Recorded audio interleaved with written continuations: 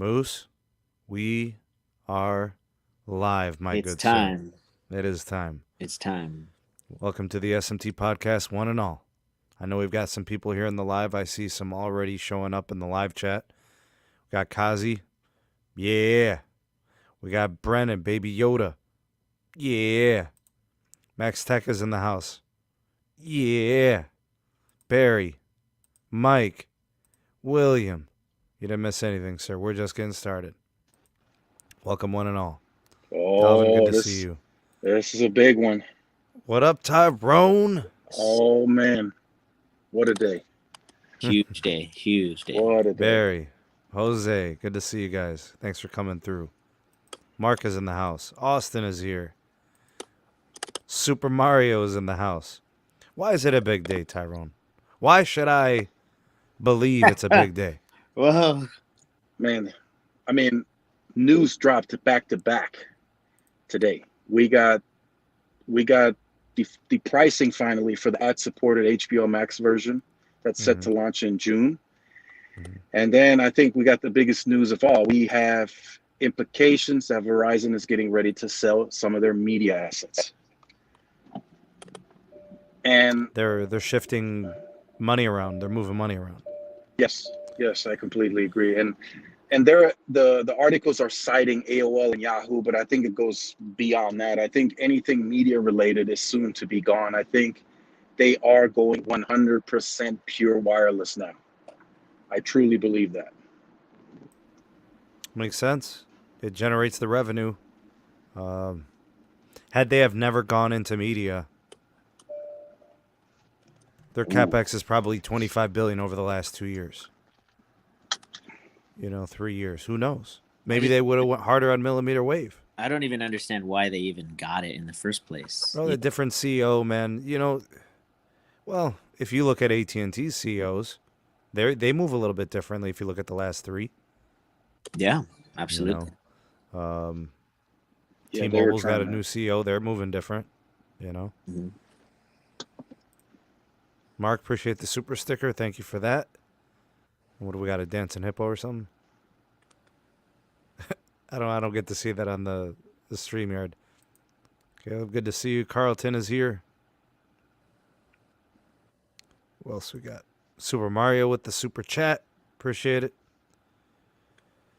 You know what, man? I have the SM7B, but it doesn't play nice with StreamYard. So whenever I have guests, I move over to the Yeti. Life is good. If I'm going to go solo dolo through OBS, in my productions and stuff, I go with the SM7B. So it's nice having a little bit of flexibility. I don't like StreamYard. I think I want to transition to Restream. I think that's the move to make. Then I'll just go full-time with the SM7B. Rebel Wolf, my dude. So T-Mobile is getting HBO Max? No. No. No. Totally different topics. Unassociated with each other. James is saying that maybe media was used to bait customers. After that, there's no more deals. T-Mobile does not like its Netflix deals either. It's to make the services sticky, that's for sure. Definitely is. Albert, what up? All right. Can we start with the Dish and T-Mobile situation and then go from there? Oh, love it. I gotta say, man, it's getting annoying. And I'm not pointing fingers because I don't do corporate. I'm really not a corporate guy.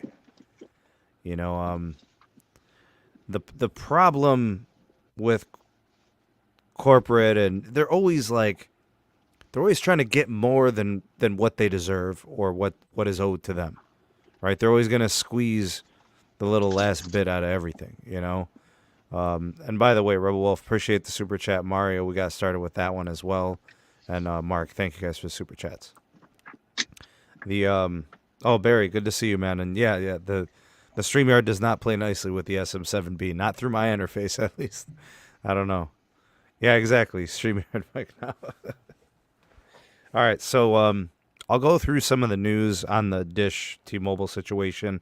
You guys can chime in anytime you like, especially if I maybe possibly miss a detail or something like that. I'm sure you guys are tuned into this. So the Dish Wireless, the Dish company, they're operating Boost right now, solo dolo. They're building out the Dish Wireless network, the postpaid network, the enterprise, the consumer, the Greenfield 5G, standalone 5G. All that's going on. Meanwhile, the Boost mobile operations are literally a train wreck. In my opinion, if I was a Boost mobile customer, I would be watching for two things. When is the CDMA shutdown going to happen? And when is the other shoe going to drop? And Boost is no longer competitive. Because then you start looking for a new provider. Anyways, Dish is petitioning to the California Public Utilities Commission over the T-Mobile CDMA shutdown. This goes back to the T-Mobile and Sprint merger agreements. There are concessions in that agreement that circle back to the California Public Utilities Commission. And they were a big piece of this. But the one thing I want to say is I don't understand why they're going to the CPUC. I know they're a part of this, but honestly, the agreements are there through the DOJ and the FCC. Those are the ones that hold weight. T-Mobile has obviously is not scared of the CPUC. They laughed at them in April of last year. Some of you may remember, T-Mobile closed the T-Mobile and Sprint merger 2 weeks before the CPUC approved on purpose to literally say, we ain't got no time for this. We got to close this deal.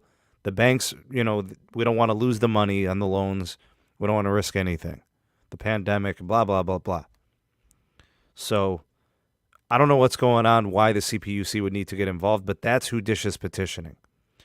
The forced migration of customers that are Boost Mobile from CDMA, the Sprint legacy network, that being shut down. It's either at the end of this year or the very beginning of next year. It's like January 2022. That's going to come up faster than we know. Like, it's already May, right? It's April 28th, right? It's about to be May. Dish is claiming that this is going to be really disruptive to their services. It's going to affect a lot of their customers. The way I'm looking at it is Dish is working towards getting the CPUC to respond to some kind of a merger-related flaw in this operation. There's elements in the merger here. Boost Mobile, Dish operation could affect possibly millions of customers, according to Dish. Dish claims that the terms in the agreement are misleading. T-Mobile is violating agreement terms. Dish wants the legacy network operative for 3 years. From now, they want 3 additional years. And that's where I think things are a problem. Moose, where are you at on this, man? To me, this could easily be fixed if you just, spend money to get people out of their CDMA phones, right? We see Verizon doing this. We see T-Mobile doing this. You can bring any phone, and then you get an A32 or A52, whatever the promotional phone is. This is completely unacceptable from Dish, in my opinion, because everybody should be transitioning to 5G, at the minimum LTE, right?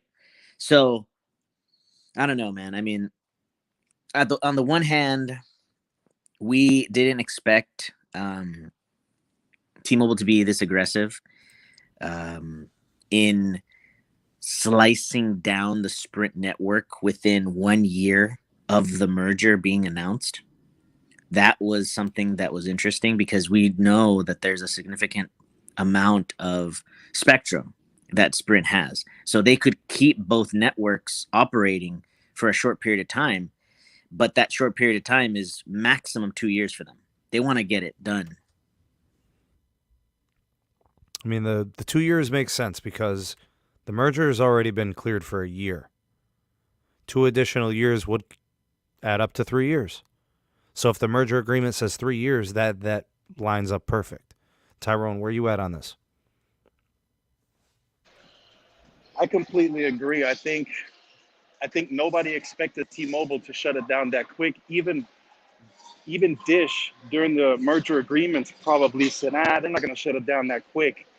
And now Charlie is being sideswiped because he's going to have to pay out of his pocket to get all those customers off of the CDMA network into newer phones, and he doesn't like it at all. So the other piece of this is Mike Sievert and T-Mobile have already come back and said, we don't owe you anything. We're transitioning our customers to 5G phones. We're basically giving away 5G phones for free, right? We're getting people moved over. We're building out a separate network slice, right? They're doing N71, they're doing N41. They're building out 5G simultaneously, still operating LTE. They don't need a third network element, you know? I think another thing is, and this is what T-Mobile says, I don't know how much truth there is to it, but they're saying they only are required by merger terms to give Dish a 6-month grace period. They only need to give them 6-month notice. What do you guys think about it? You think that's true? You think that's in the language of the deal?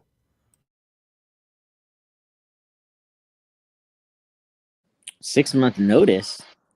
Wow. Yeah, that's what T-Mobile is saying. They said, according to merger agreements, the only thing we had to do was give Dish a 6-month notice of shutdown. So I don't know what the terminology is. I don't know what the verbiage is, the lingo in the deal. That's what T-Mobile is saying. They could just be saying this publicly to apply the pressure. But, I mean, why would Dish agree to a 6-month? No way. Like, everybody knows how Boost Mobile works. Everybody knows the cost-sensitive nature of some of the customers. There's no way they could transition 1 million customers in 6 months, let alone the 2 to 3 million that most people think Boost has that could be attached to the CDMA side. I'll tell you what, Sneed, somebody's lying. Somebody's lying here. It's if it's Dish or T-Mobile, somebody's lying.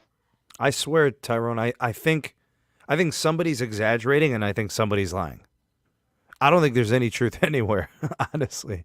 I think Dish is doing the coy thing. It's funny how they want exactly 3 years, right?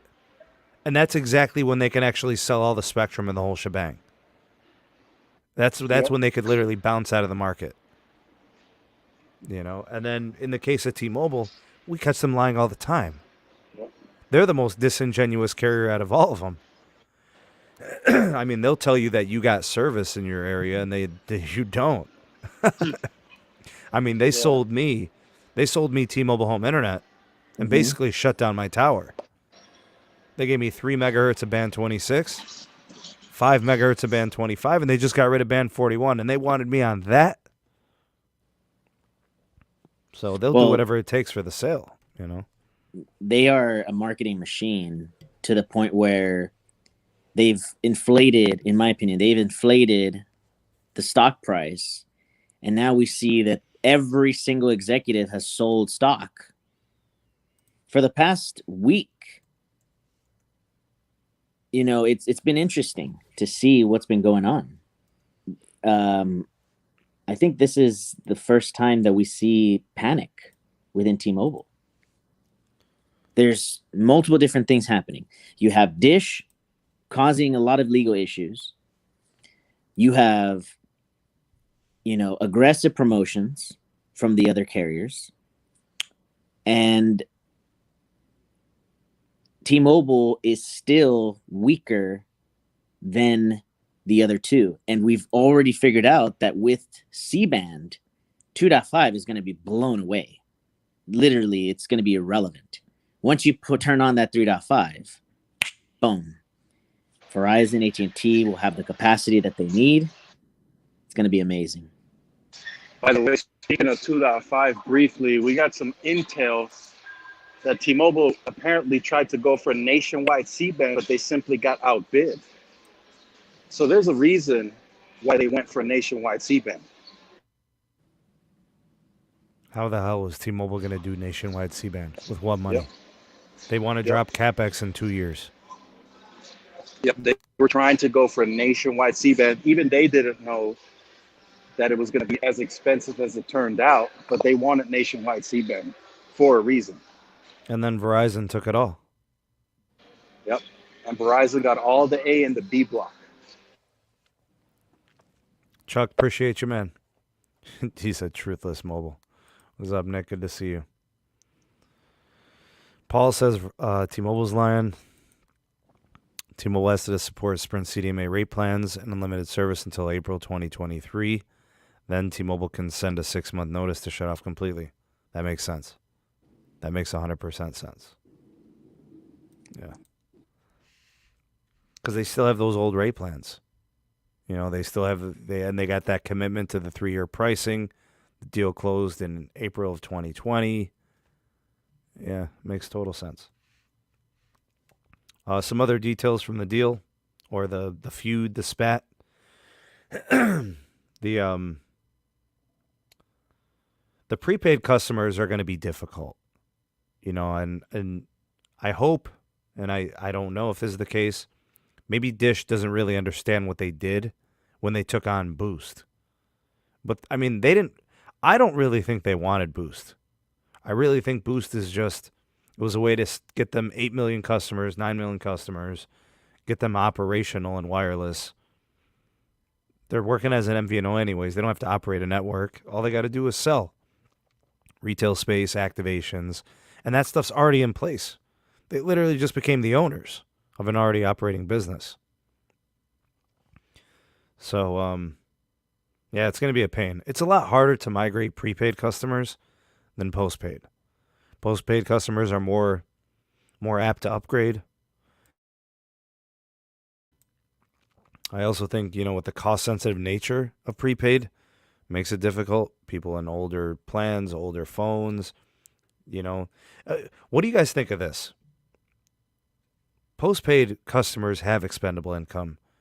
Prepaid customers more reluctant to spend on phones frivolously. Prepaid customers typically don't put in their address. They don't have contact information. They ignore notifications in all likelihood from their carrier unless it's like pay your bill now or you're going to get cut off. They're probably not responding to texts or emails associated with the merger process, this network integration. Honestly, I could see this getting pretty bad for Dish if they don't figure things out. Customers could leave. They're going to say, well, since they're dragging me through the mud on this, I might as well just leave to another carrier. Go to Metro. Go to Cricket. Go to Track Phone. What do you guys think? Yeah, I agree. I think that's where they end up. They end up at the competition. They go to Track Phone, Metro, Cricket, any other MVNO that's out there. And Dish is going to be hurting. Churn is going to be insane. If Charlie can't get this fixed, oh my God, people are going to leave. I mean, we know the churn on prepaid is already high. It's already 3%. If Charlie can't get this fixed, I see his churn going 5, 6, 7% in a matter of days. You can leave Crickets, Boost, you can leave it so easily. You're not tied to a contract, no phones, nothing at all. Yeah, so the Caleb's saying is for the love of God, go to Cricket. He doesn't want him going to Metro. Oh, God. But they're already on Dish, so they've been on the T-Mobile network, so that's not new. But they're still going to need new phones. You know what I'm saying, Moose? I know you got a solution. What would you do?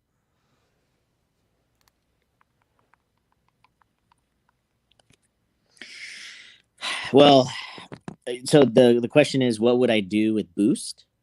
Yeah, you're operating Boost. You got all. I mean, things are going to hit the fan. Initially, I thought that maybe Dish had a leg to stand on because T-Mobile was expediting this. But based on the language and the verbiage we're kind of like calling back to in the merger agreement, they might be able to pull this off. And I think Dish is going to be left out, you know, trying to figure things out on the fly, and that's going to be bad. Well, one of the things that so do you guys realize that MVNOs, regardless of a DOJ,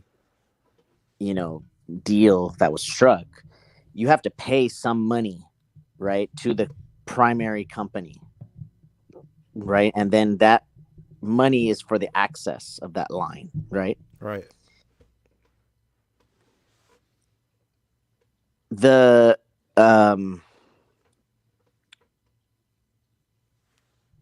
Dish does not want to pay for unlimited rate plans. No, they don't. They completely changed Right. the structure of their unlimited. And the reason why is because they wouldn't be profitable, even with the 7-year deal or whatever with T-Mobile, which is insane to me. How would they not be I profitable? found out the rate, Moose. I found out what the rate was. Yeah. They improved their profit margins from 12 to 18%. 6% difference. Even though they're, they have less customers now. See, this is the thing that's crazy. We were just talking about the track phone numbers. They added 201,000 customers last quarter, Q1. Their ARPU, guess what their ARPU is per customer? It's an MVNO, and track phone is usually low, right? What do you think their ARPU is? $19. 28. Not bad, right? Wow. 28 for track phone. Huh. But how come Dish can't get to 28? Right? Like this is crazy. I think it's the retail space.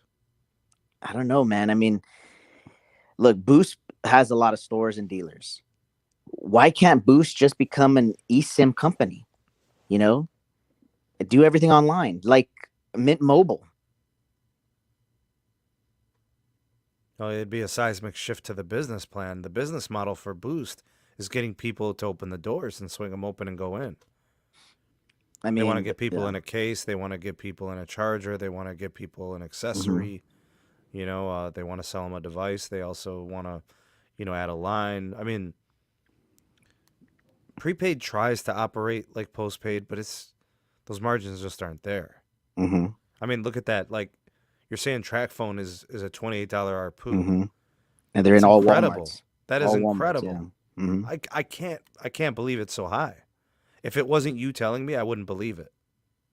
Yeah, it's pretty amazing. But the issue that we still are trying to figure out here, right, is the fact that, okay, if track phone is being successful and they're growing their business, right, how come Dish can't do the same? And oh, by the way, track phone has unlimited options, They don't promote them with each brand, though.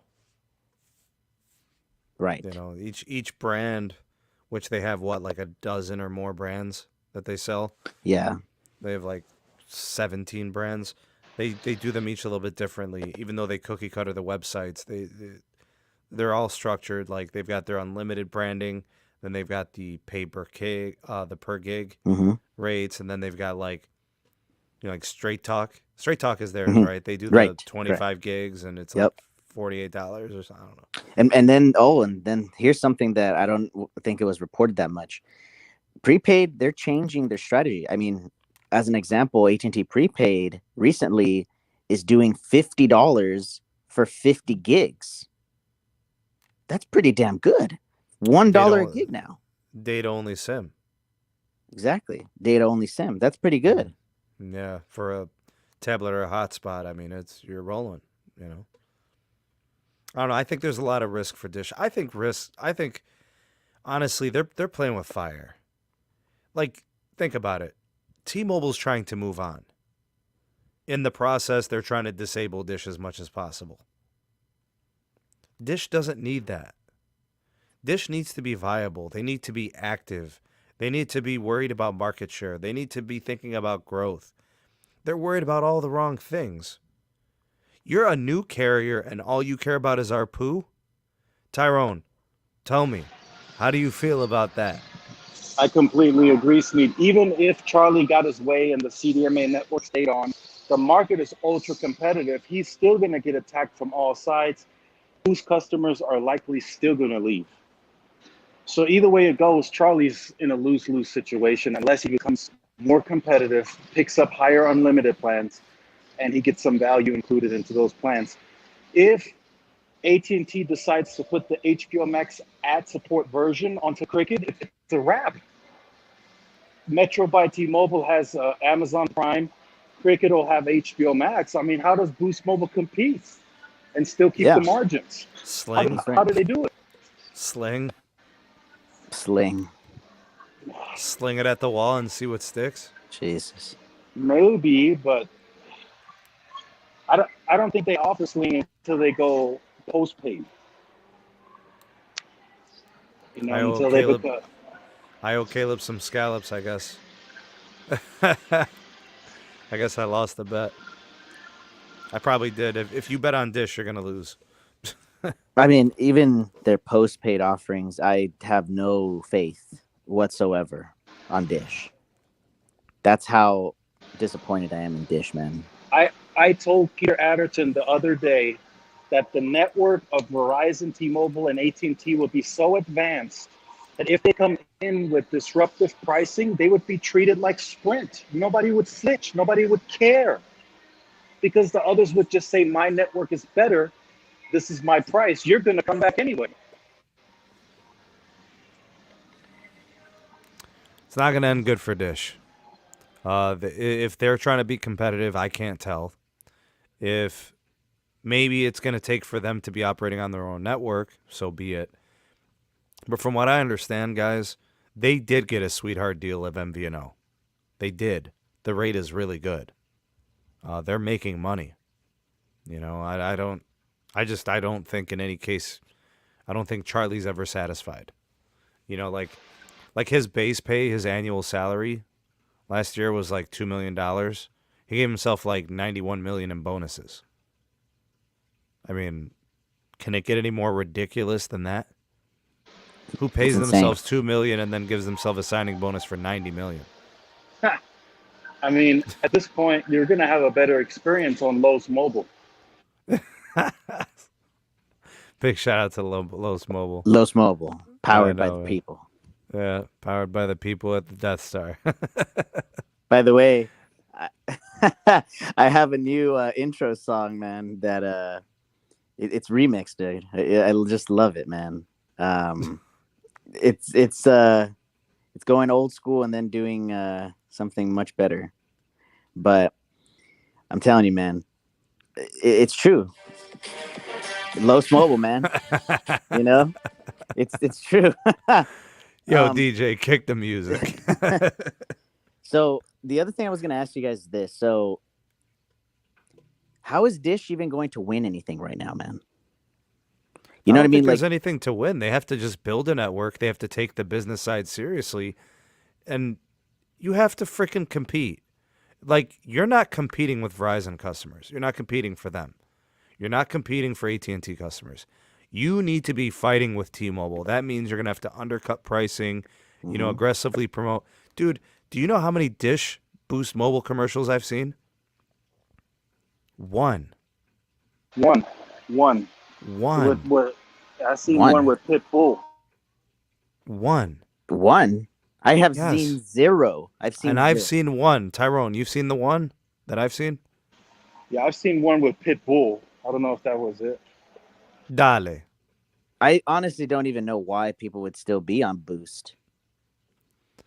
Well, if they've had Boost for a while and the plans don't really affect them, then they'll just stay, right? Like, let's say somebody somebody was on an unlimited plan before, and you know they got migrated over to these new unlimited plans, right? The one where it's 35 gigs, high speed, then it's 2G. Well, what if they only use 21 gigs a month or 15 or 30? Their experience hasn't really changed, right? Anybody that was using 50 left. They went to Cricket. They went to Metro. They went to TracFone. They went to Straight Talk. They went somewhere else. You know, they went to Visible. I don't know. I don't know what the market share numbers are, but something tells me Metro is capitalizing, right? And something tells me that AT&T prepaid is capitalizing. You know, I look at these numbers and there is some growth on the prepaid for the quarter. And let's not forget that since August, in the movement from Boost operational, you know, to Dish, they have hemorrhaged hundreds of thousands of customers quarterly. If they had 9 million customers at the time of taking on Boost, they probably have just around 8. They had to have lost 1 million subscribers. Had to. And those were the customers that were enjoying the unlimited on the old Boost plans. They were getting tons of hotspot data. They were probably using it. The deprio was at 100 gigs or whatever it was. Like, they were loving it. And if they were in a good sprint area, it was awesome. And then that got pulled under their feet. So they got shifted over to some crappy plan compared to what they used to have, which might be good for some, but it's not good for all. It's definitely not a power user's plan. A power user's plan is the closest thing to real unlimited you can afford. The Boost Mobile Unlimited plan is a pseudo unlimited plan that literally puts you to a crawl after 35 gigs of high speed, which for some people, you listen to podcasts, you upload video, you watch a couple of movies, you do live TV on your phone, you do YouTube, man, you'll chew up 10 gigs in a week, in an easy gig, 2 gigs a day. If you do 2 gigs a day, you're done halfway through the month. The rest of the month is going to be trash. I had to sing it because that's how bad it is. Trash. That's why AT&T gained almost 300,000 prepaid customers. 279, right? Yep. Yeah, that's one hell of a metric. Even Verizon added 100,000, didn't they? Yeah, I think so. Yeah. Which is crazy. I mean, they're fleeing from Boost Mobile. I can't wait till Dish reports. We lost 400,000 Boost customers. What about the Sling? There's no growth at Sling. There's no growth at Dish. I think their traditional TV is dying out, and Charlie knows it. But why aren't you taking wireless seriously? He's not at all. I mean, the DOJ throws you a bone. You get picked to be in this merger and all these concessions. Man, I don't know. I think we beat it down pretty good. What do you guys think? Yeah, I think so. That's the jits of it. It's the truth. That's all we can say. All right, next story. I'm going to go ahead and put it up here on the screen. I'm going to do a screen share, and then we'll talk about the topic.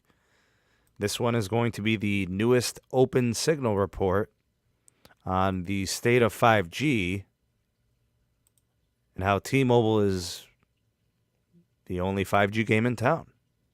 Nobody else is doing 5G, apparently. Millimeter wave 5G remains elusive for U.S. customers, according to OpenSignal.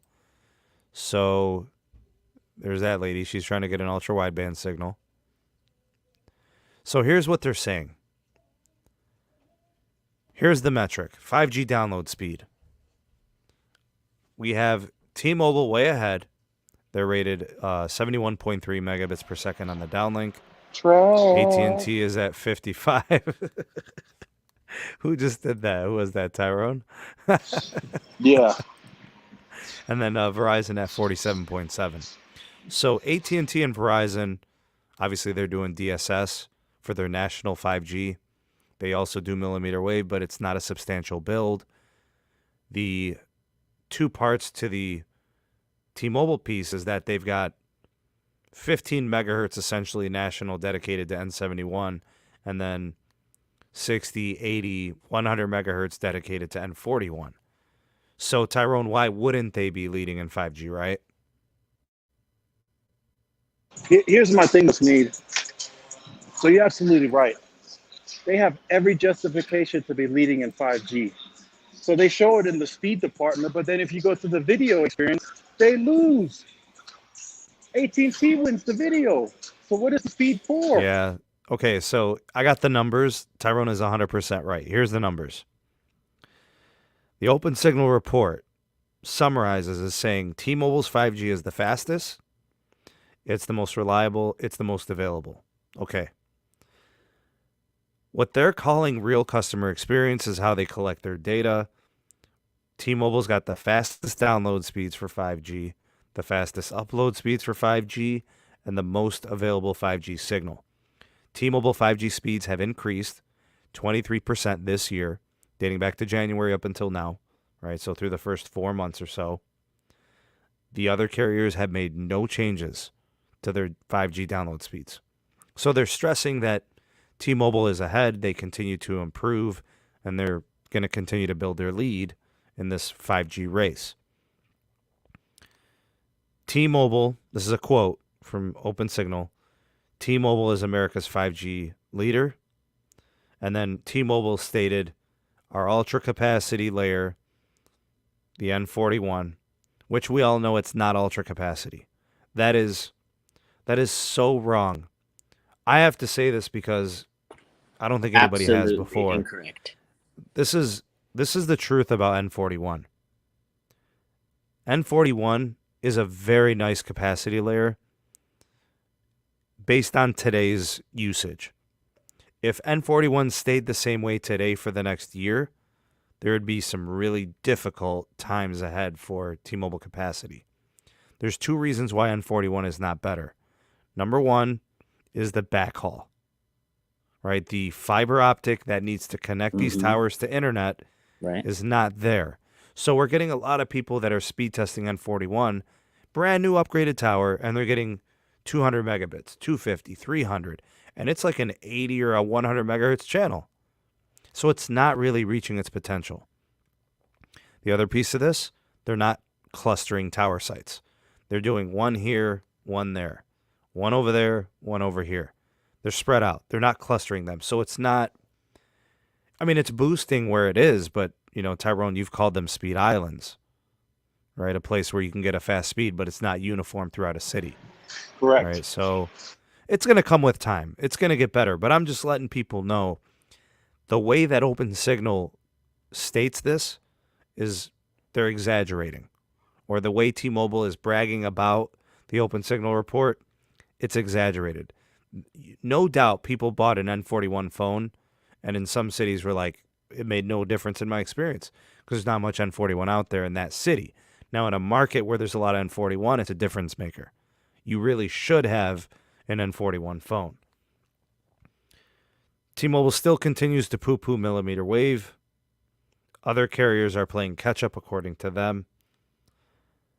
All I have to say is I'm getting the impression that T-Mobile is moving away from its LTE network. They're focusing on their 5G network because their LTE network sucks. It's problematic. It has a lot of trouble. And they would rather invest in something that's future-looking than past-looking. But here's the problem. The LTE network is the backbone. AT&T is teaching us that. The AT&T network right now, nationally, one could argue is the best network. You know, they've upgraded massive amounts of towers and built new towers all on the backbone of LTE. And it's paid dividends for them because they seem to be scoring the best nationally. So, rural coverage, LTE. Urban coverage, still LTE. The 5G is helping, but it's definitely not ubiquitous, right? I just think that based on OpenSignal, it's misleading and it doesn't frame the network performance metric properly. This is addressing 5G, which is it's in its infancy stages. How could we rate network performance nationally on something that's new and has yet to really go national for scale? You get what I'm saying, Moose? You're absolutely right. I mean, as an example, right? Later this year, there's going to be folks that have purchased the S21, the iPhone 12 series, right? And C-band is going to start popping up everywhere for Verizon and AT&T. And that's going to be a game changer for both of those networks because in areas where you were previously congested, even with LTE or 5G, you won't have that congestion anymore. I think T-Mobile made a big mistake not finishing low band before they started deploying on 41.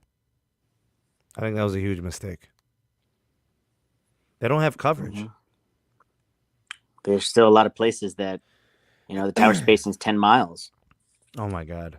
Mm-hmm. You know, when I took that trip with the fam, Yeah. unacceptable. 1 megabit, 2 megabits, 5 megahertz band 12, 5 megahertz band 2 only sites. Unreal. Mhm. Unbelievable. And to sit here and try to frame it like they're killing the game, it's not enough. It doesn't really move the needle. You know, this is one of those stories where it's more like Neville Ray, the networking team, Mike Sievert, the whole crew. It's them trying to control the narrative. They're trying to tell people the only thing that matters right now is 5G and we've got it. And that's just simply not the case. Their 5G may be the most abundant, it may be the most available, but it's not telling the whole story. The LTE is still crucial. Maybe the most available. Verizon Wireless and AT&T, those networks probably are better nationally still in a lot of places. Verizon and AT&T shared 5G gaming experience. My question there is if T-Mobile's 5G is so great, why can't they have good gaming experience? What's wrong with the latency? Yeah. That's what I want to know, because when I test N41, my latencies are 69 milliseconds. It's the core network, man. That core network is not good. I'm telling you, the LTE is a problem. That's why, because it's non-standalone, that's why it's not a difference maker. What's up, Carlos? AT&T scored well in some really important metrics. Best 5G video experience, best 5G voice. Everybody watches video. AT&T's got it in spades. You know, I call AT&T the video carrier. They give you as much capacity that you need. Yep. You know, for your video. Nobody Turn off does that it like stream them. saver. Oh, it's incredible. Yep. T-Mobile has the best 5G upload, the best 5G download, the best 5G availability, the best 5G reach. That's the way that broke down. Sub-Zero, cool. Man, yeah. You know that OpenSignal report was done in Neville's basement, right? That's how he that's how he got the good speeds, man. Because we'll just put some nodes up in his basement and just test it. Here's the thing, and I said this before in the past. The OpenSignal reports. There's a couple. You hit one mention, but there's a couple things wrong with it. One, it's not done in all the top 50 markets. Okay, that's the first problem. The second problem is they don't. When you take a certain city, they don't drive the whole entire city. They'll drive segments of it, but not the whole geographic populace of a city, like RootMetrics does, right? But the problem is when you do that, you're not, like you said before, you're not testing the whole clusters. You're testing just a tower here, a tower there. I do think it's biased, but it's just. I think it's an okay measure. It's not the best measure, but nothing beats a RootMetrics score, or report, because they're intensive. I know how their methodology works. Most people agree, Zero Cool. They like the RootMetrics methodology. Yeah, I mean, I think this is a huge marketing push, as you say. They're number one with, which isn't a bad tactic, right? They're number one in OpenSignal last year, this year. People notice that. They'll say, okay, they don't know what it means. They don't get to pick it apart. They just say, oh my gosh, here's T-Mobile. You could do it. You could put it on like the T-Mobile news page and say, here we are. Exactly. That's exactly what it is. So they'll just say, oh, they have the best signal. Well, if they got the best signal, they're saying they have the best signal, then I must believe that they have the best signal, which, it's marketing. So. Yeah. Zero Cool. Good to have you on, man. Yeah, man. Thank you. Moose, anything else on this topic? Well, this year is going to be really transformational. We're going to see dramatic changes by the end of this quarter, by the start of the iPhone launch, and at the end of the year, particularly because N41 rollout is increasing. That's number one. Number two, C-band will be deployed in a significant amount of markets by the end of Q3. So by Q4, it's going to be up and running, and they will have already testing on certain areas.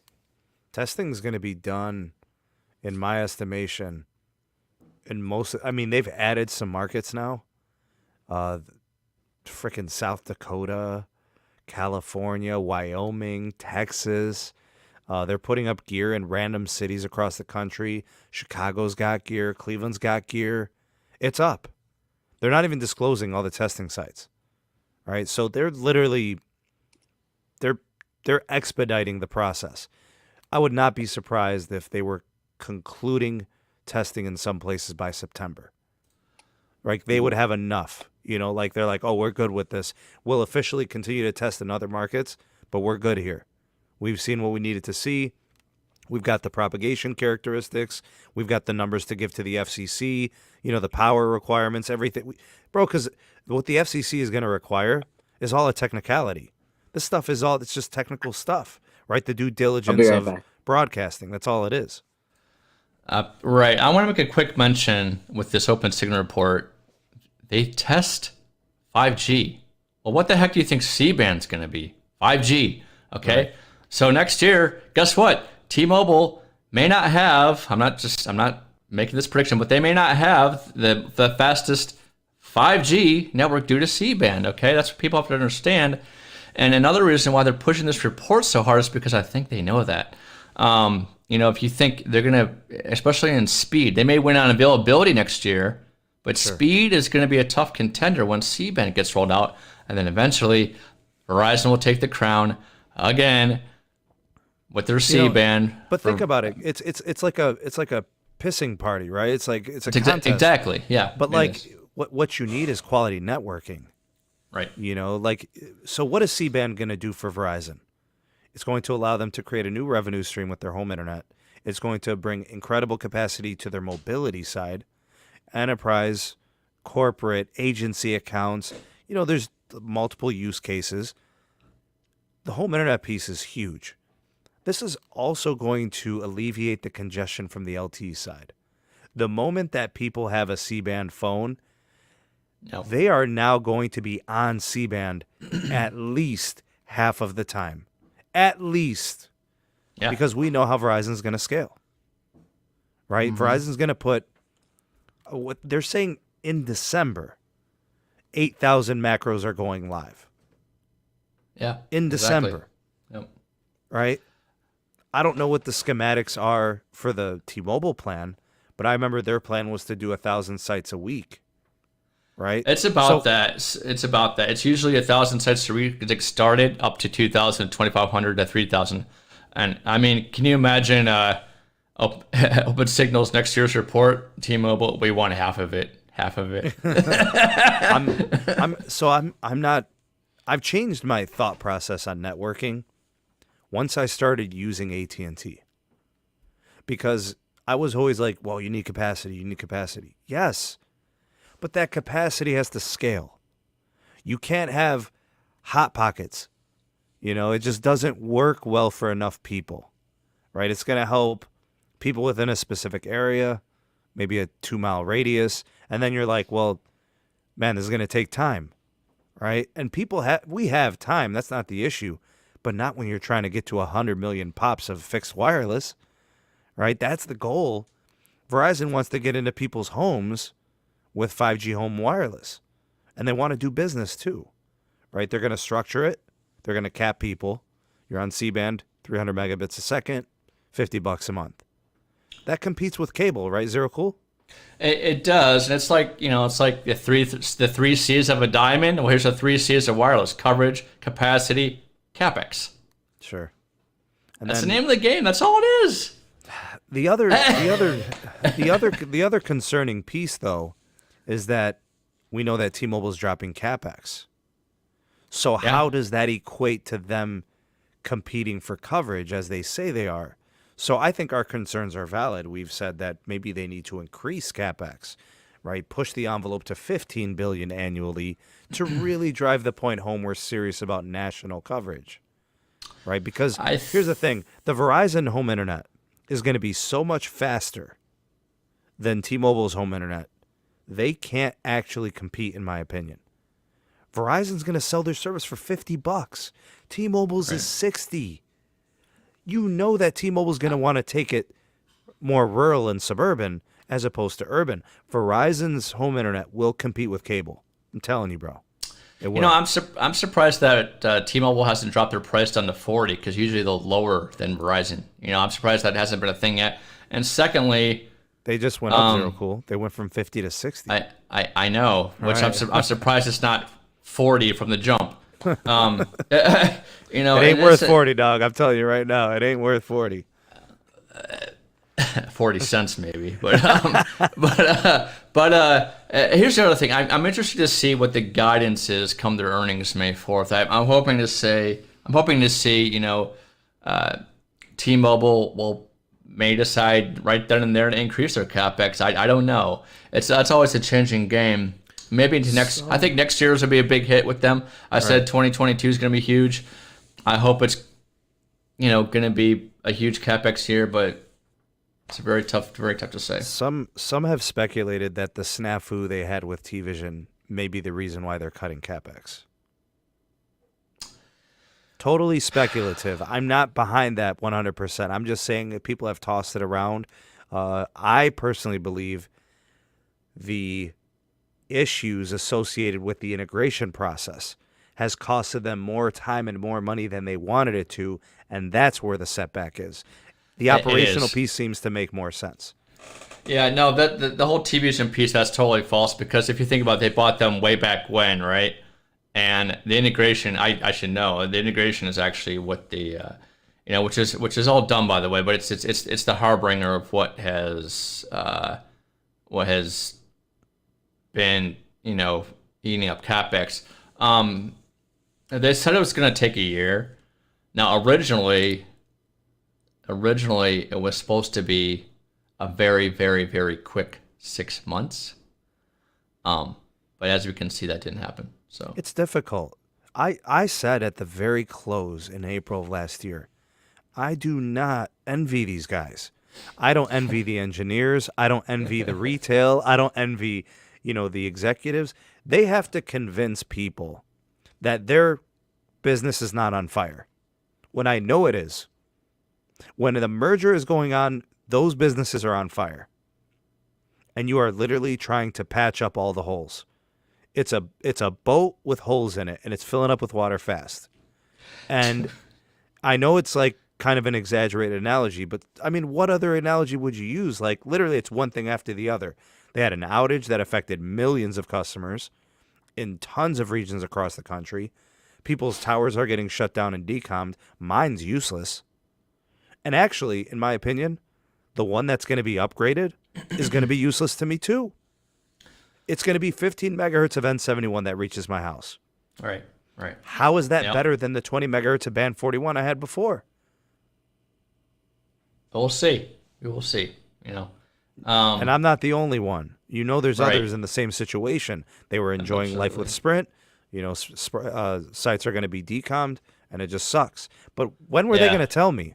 When were they going to tell me this was going to happen? Because the network was tanking on my home internet, and they were charging me.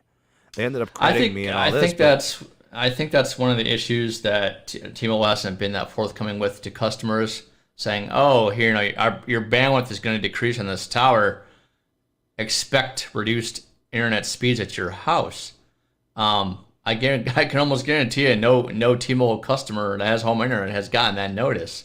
Have you gotten a notice on that? You know, I think they need to be more communicative with customers. And here's the other thing: I can almost, you know, guarantee you, you know, they have been a little bit with the whole CDMA thing, but you know, let's be clear. There's going to be a lot of CDMA customers that will need to upgrade their phone. Please, if you're a CDMA customer, upgrade your phone. You Make need to life upgrade easier. your phone. Make your Yeah. life easier on T-Mobile and myself. Zero Thank you. cool. I've been trying. I literally make videos on this all the time. I know you do. Like yeah. literally, it's like every month and a half, I'm making a video about how my Sprint channels are like shrinking and shrinking. Okay, I had 40 megahertz of band 41 when we started this whole thing. Went to 20. Now it's gone. Okay, I can't connect to it. Yeah. I started with 20 megahertz of band 25. We're down to 5. It went from 20 Yeah. to 10 to 5. Yeah. And then we're at 3 megahertz of band 26. I don't know what you're going to do with that, bro. Like, it's 800 megahertz, right? Like, it's already like, it's just low band. You got 5 megahertz to start. Now it's 3. And they Yeah. never aggregated any of those 3 bands. They were all, you just picked one. It depends on the tower. It depends on the tower for your aggregation. It really does, right? Especially on the 2.5, you have a 2x and then a 3x carrier aggregation, right? So, that's how that works, depending on what you have per tower. Now, for the 800 piece, you can actually reduce that 3 megahertz. The smallest channel that LTE can do is 1.25. I'm sorry, not 1.25, 1.5. 1.5. Excuse me, 1.5. You actually split that 3 megahertz down. Half. Why do we have to, why? Each why- carrier is 1.5. So, well, Yeah, but why it do is. we, so you're telling me it's going to go even, I'm Could going to get a 1 point, oh. I'm not saying it will. I mean, it could, or they'll just shut it off completely. I think they'll just shut off completely, and not bore with, because you can't realistically, you cannot use a 1.5 megahertz signal. It's just Other than calling, maybe? other than calling, it just won't work for anything else. Texting and calling, it won't work for data. It really won't. Right. So Yeah. yeah. I mean, you probably couldn't even really pull a 3G speed. Like, you wouldn't even get a half a meg, probably. Right, yeah, it's pretty bad. I remember when I was at Verizon, we had to retune the CDMA to get an additional 5 megahertz for an 850 band, and we had to basically retune or shut off our EVDO. So that was 1X. 1.25. Yeah, EVDO data. So Oh, that was 1.25, and then cut the B side of CDMA. So that was a carrier, right? So that was another 1.25, and then another carrier, just to make it 5 megahertz, another carrier on the A side, right? So we pretty much took it down from like 4 1X carriers down to 1. So yeah. Big shout out to my dude, Nicky T. Forever a friend of the show and a friend of the channel. Thanks, man. Appreciate the super chat. He said, "What's up, everyone?" Yeah, my dude. Hey, Nicky, we were just talking about, 1.5 megahertz of band 26. I'm not last sure what little they're bit. going to do. They might just shut it off. They probably will. So I think it's best for everybody to just move on from the 1.5 I do too. megahertz. Verizon exploring the sale of potential media assets. AOL, Yahoo, Bloomberg. I say sell it all. It looks like they're trying to sell part of it. Move on from that trash. Bro, like, could you imagine what Verizon would be if they never dumped money back in, 2015 when they did this or something? 2013? When they bought into AOL and all that nonsense?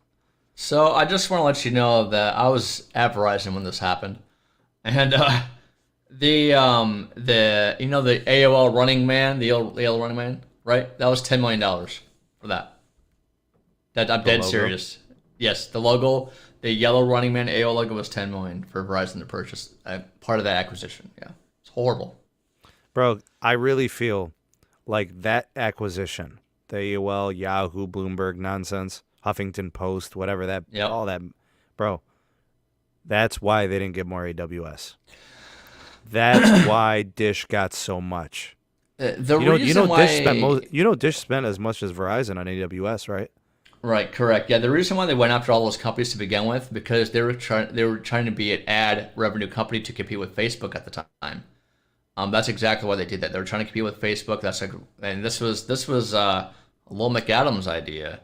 He saw Facebook going up and up and up, and said that's why he did those string of acquisitions, and it didn't work out. So I'm telling you, man, the capex would have been over 20 billion every year for the last 5 years.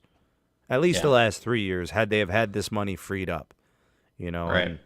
and they should just be looking to move on. I just take whatever you can get. I mean, they're talking about doing what AT&T did with DirecTV, how you reinstitute the business and you do like a 70-30 split with TPG, you know, and then you get it off the books because you start operating as a separate business. It then becomes basically a tax write-off, Yeah. right?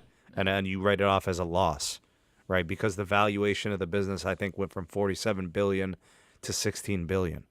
So they wrote off the loss. I think Verizon should at least do that, but I would just move on. You know, because what are you going to do with AOL? What are you going to do with Yahoo? You know, I mean, it's a nice little asset, but it's not what you paid for. You know, and Bloomberg and Huffington, what trash? Like, what is that? It's nonsense. Verizon is also going to be redeeming debt securities starting May 28th. If I'm reading that correctly, I'm for that because they buy the debt securities and then resell them for profit, yes. right? Okay, so good for them. Good job. I just it's just those acquisitions were horrible. I mean, they could have So bad. they could have spent the AOL dude for 10 million. They could have built 10 towers with that, you know. So You know what they should have did with that money? They should have built small forts out of the money and cash in Hoboken. Just build small forts for kids to play in, dude. There you go. Seriously. Or like burn the money and just produce heat to heat the facilities. Like seriously, bro. Like Huffington Post, trash. I don't It's even read so the bad. newspaper anymore. I know. No, it's so bad. It's so bad. I mean, we select our news, obviously, but like, it's not good. You know, it's not good content. There's not good contributions. It's bad. I was going to ask you in the previous segment, do you think T-Mobile is going to have a good quarter, like subscriber growth? What are your thoughts on that? Since it's kind of coming up in a little bit, couple weeks. Yeah, what do we got? May 4th. Okay, so I think they show 1 million ads. I mean, that just feels like a foregone conclusion. They always do that. Big shout out to Thomas. Thank you for the super chat. He's going with Los Mobile. Hard to use anything else. It's just always there, right? Yeah. Los Mobile. It is official. My brother Tana Solit, thank you, man. Appreciate the super chat donation. Yes, sir. Yes, sir. Appreciate it, man. Big shout out to Tana. If you have not watched any of Tana's content, incredible. He's got live streams. He makes great videos. The man is a top shelf producer, you dig? All right, if you're looking for instrumentals, if you're looking for beats for your videos, if you're looking for those types of things, Tana Solit on YouTube. He's also Tana Solit on Twitter. So check him out. The quarter itself, here's the thing. The ads don't mean anything to me. Only if they don't get them. Right? It's a foregone conclusion they'll get them. 1 million subs. If they don't do 1 million, I'm concerned because that's what they do. Right? Their ARPU is probably lowest in the industry. They're more concerned with volume and growth. I get it. I applaud it. They will compete for your business fiercely. I mean, AT&T's starting to compete. Verizon literally sees competition as like, you kidding me? Get out of here. We ain't trying to compete. We want premium customers. We want the high quality customer. It's almost like there's three businesses in telecom, but there's 2 competitors. It's worse than it used to be because Verizon is tapped out of the competitive edge. Right. You know, they're like, no, we just spent all this money on C-band. No, we're not. No. Cutting prices, competing in volume. Man, get out of here. We just spent all this money. We're going to make an incredible network. We continue to hold ourselves to the highest level of excellence, and you're going to pay if you want it. Right, exactly. That's the way it should be done. You know, you invest to make money, and you invest to make a profit, and that's exactly what they're doing. I was going to get your quick take on the new T-Mobile device called Sync Up. What are your thoughts on that? What was it again, Caleb? T-Mobile Sync Up.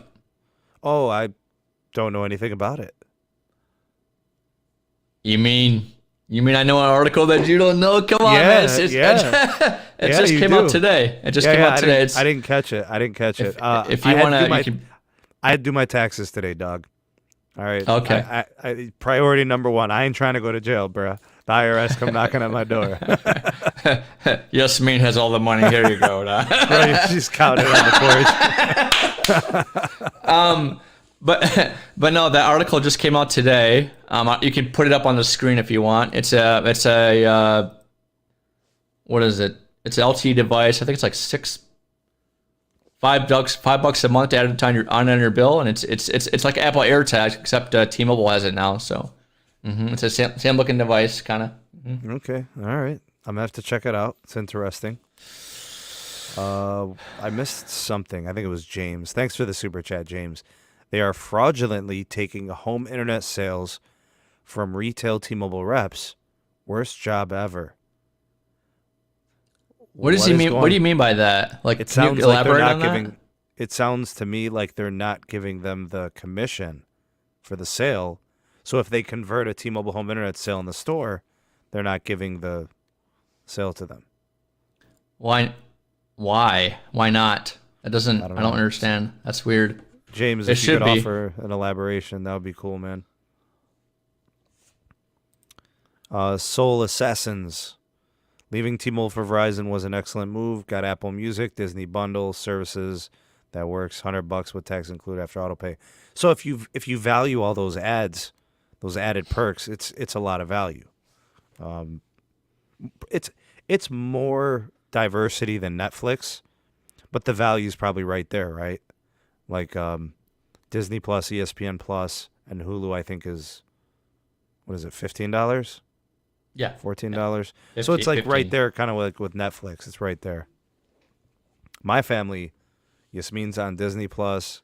I'm on ESPN Plus and Disney Plus. My wife uses Hulu. It's perfect for us, you know. One could argue that even though the Verizon line would be $100, I think with autopay it's like 90 or something. Yeah, it's worth it, you know, because you'd be paying for that stuff separately anyways, right? Right. Yeah. But it gets even blurrier when you go with a family account because there's multi-line discounts. So the price thing is kind of exaggerated. But Verizon is without a doubt the more expensive carrier on a single line. I priced my equivalent to my Verizon plan with T-Mobile's current iterations, and it's not worth it. It's like $20 difference. I kind of want to get your take on the HBO Max just a little bit. We know that I forgot to mention that. Well, hold on. The HBO Max unlimited movies is ending this year. How do you think? I wish Moose was here to kind of chime in, but how do you think AT&T is going to capitalize on new content streams, new revenue streams when they don't have that HBO Max that's ending exclusively with the theaters at that point? So most definitely it's part of the growth. That is most definitely one of the reasons why they've added so many millions of customers every quarter. Right. And they're sticking. See, there's the key. You're not there for a month because you want to catch the next movie. So you're there every month. You know what I'm saying? You're not trying HBO Max in January and then you're discontinuing at the end of the month. You're staying for the February release. You want to see Mortal Kombat. You want to see the next DC movie. You know, like, yeah, it was cool. You had the what was was it Wonder Woman in December? Yeah. So it was Wonder Woman, and then it was Kong and Godzilla, and then it was Mortal Kombat, and they're going to keep coming. So it's sticky. People are do you paying think it, they'll and they leave? like it. Do you think they'll leave after the year's end, though? I think some will. When the movies start going back into the theaters, I think they do. And you know, to be honest with you, Zero Cool, more and more people are getting vaccinated. They're getting more confidence to go out. So, I'm getting mine tomorrow. Yeah. So literally, as people are getting their second shots, they're making plans the following week. Like, we're going back to living. You know, we're going back to being out. We want to hang out and eat and go to movies and not be worried about, you know, who's coughing over there and whatever else is going on. You know, but I'm kind of in a wait and see. Do they lose 5 to 10% of their consumer base over that? Maybe. I think but maybe so. they end up liking the service anyways. right? And how about the ad-supported version, which saves people $5, right? Now the HBO Max with ads is $9.99. It'll be launching in June, and it'll save $5. The advertised price, I think, is $14.99. So they'll save $5 going ad-supported. And rumor has it, we're going to be seeing some of it making its way to unlimited plans that are not premium, which would be kind of nice. It's a $10 perk. It gets you HBO Max with ads, included in maybe the premium prepaid, maybe the entry-level unlimited plan with AT&T.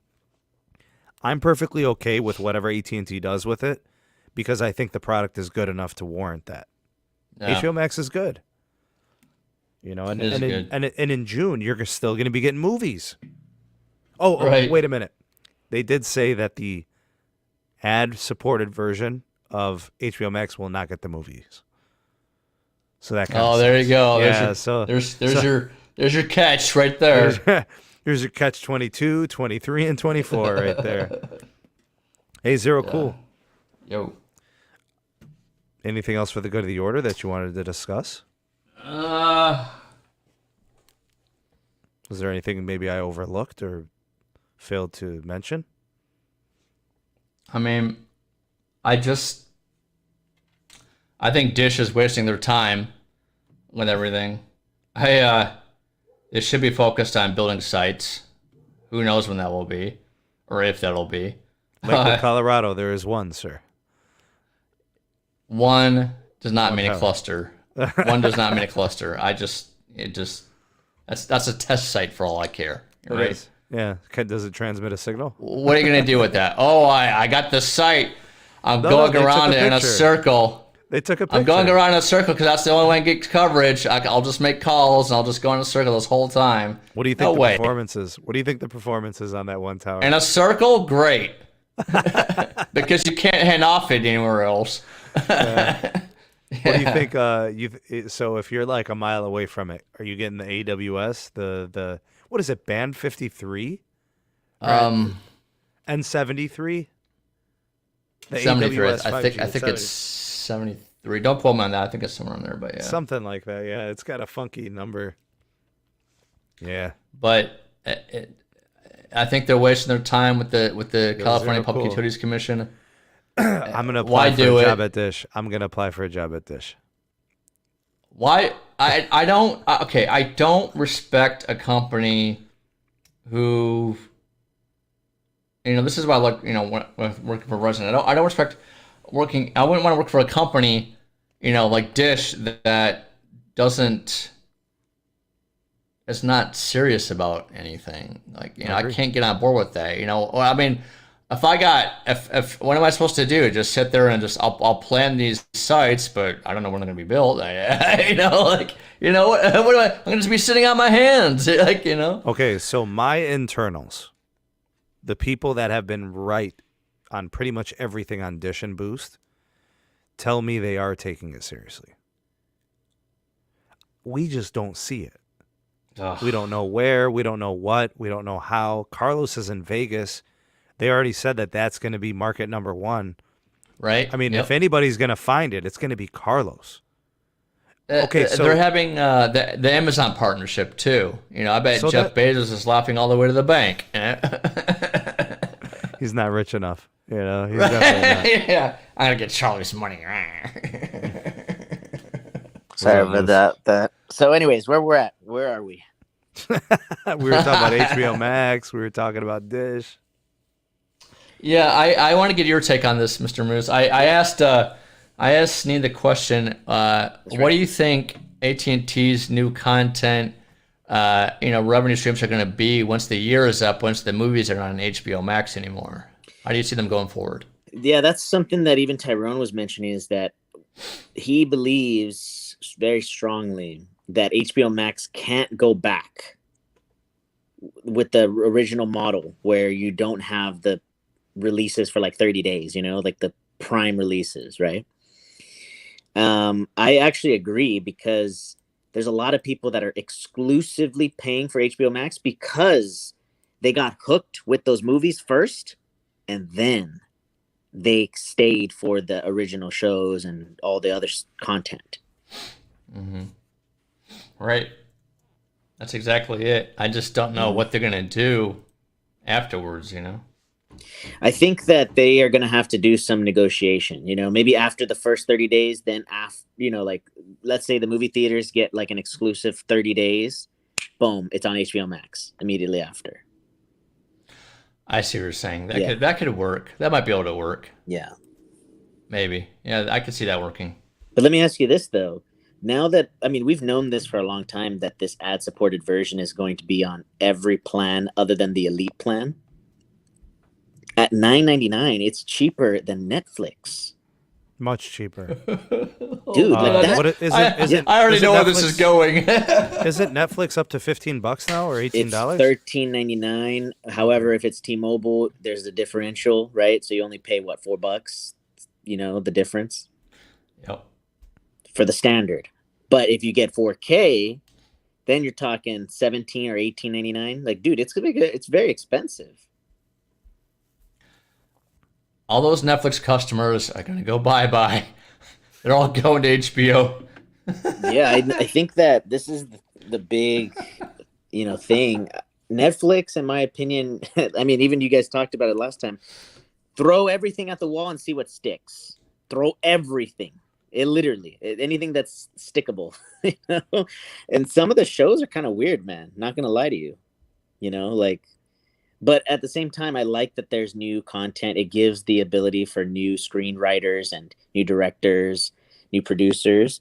But hey, if Netflix has billions and billions of dollars to waste on original content, then let them do it. Hey, do you guys want to stay on a bit while I go for a minute? Yeah, of course. Sure, man. All right, I'm literally about to go eat dinner. I'm just gonna go. I've been fasting, so I'm gonna go eat. Oh yeah, of course. I'll let you guys do your thing. I sent Carlos the link. He might pop in. I'll come down and I'll let him on. I'll be just tell him to text me or something. I don't know. Take my phone with me. All right, y'all. I'll be back. See ya. All right, man. So what do you think about that, Zero Cool? About the new pricing? For HBO Max? Yeah. I think it's good. It's a lot cheaper than just buying movies, renting movies on Amazon day after day, right? You kind of get a good selection of older movies, right? Not the new ones that come out in theaters, but the old ones, right? So that part's good. You also get the series like Game of Thrones, et cetera, et cetera. I think it's a win-win. I don't mind the ads. I would pay, the $10, for the ads. I don't mind them. I think it's a good, deal for AT&T as well because of the ad revenue that they're going to get from it, right? So it's kind of a win-win for both company and customer. Again, just my worry is just, if they can strike some movie theater deal again, next year, like you said earlier, like a 30-day after the movie theater stops showing it or something, that would be great. Mm-hmm. I doubt that will happen. Only reason being is because the movie theaters, they have such a monopoly on stuff. They're always the first to get the movie, stuff like that. They have huge control, right? But who knows? So, what can I get your your take really quick on what T-Mobile might bring as far as subscriber numbers, or as far as like what you think they're going to do is May 4th, like what you think the core results could be or something? Well, supposedly T-Mobile is planning to announce like 2 million gross. And I'm like, whoa, that's a lot, man. Like, how the heck is that possible? I mean, that's a lot of people. Yeah. But at the same time, I think their net ads are going to be somewhere around 500 or lower, 500,000 or lower. I mean, there was not that much movement. If you think about it, there was a lot of increase in prepaid this last quarter. Track phone, the MVNOs like Xfinity and Spectrum Mobile. But one of the things that I was thinking about the other day is that is this. I think we've become a very stagnant market now. Right. Yeah. There's not much that can be like. There's not much change happening, and I think that the biggest thing that I'm thinking is going to happen is that if Verizon does change their plans, right, for the first time in 3 years and actually reduce pricing, that is what's going to move the needle for a lot of people. And what I mean by that is that they say they're focusing on premium customers, but you just reduced your price because you're losing customers. So it proves that your strategy didn't work and it only lasted 2 quarters realistically. I agree with you there because that's the only thing you can do. If you're losing customers, what's the fallback? What did Sprint do? You lower your prices, right? So if you're hemorrhaging customers, I think that probably will happen. If that does happen, it's going to force AT&T and T-Mobile to adjust, right? So I can definitely see that happening. Yeah, and then the other thing that I was thinking about the other day as well is that maybe it's time to finally bring that a la carte pricing, right? So what I mean by a la carte is, the same way that you go to a sushi restaurant, right? You buy per roll, you buy whatever you are actually eating instead of like a buffet where it's unlimited as much as you want. Some people might be in the market for that, right? So are you thinking something different besides the Verizon mix and match plan? Something more slim than that?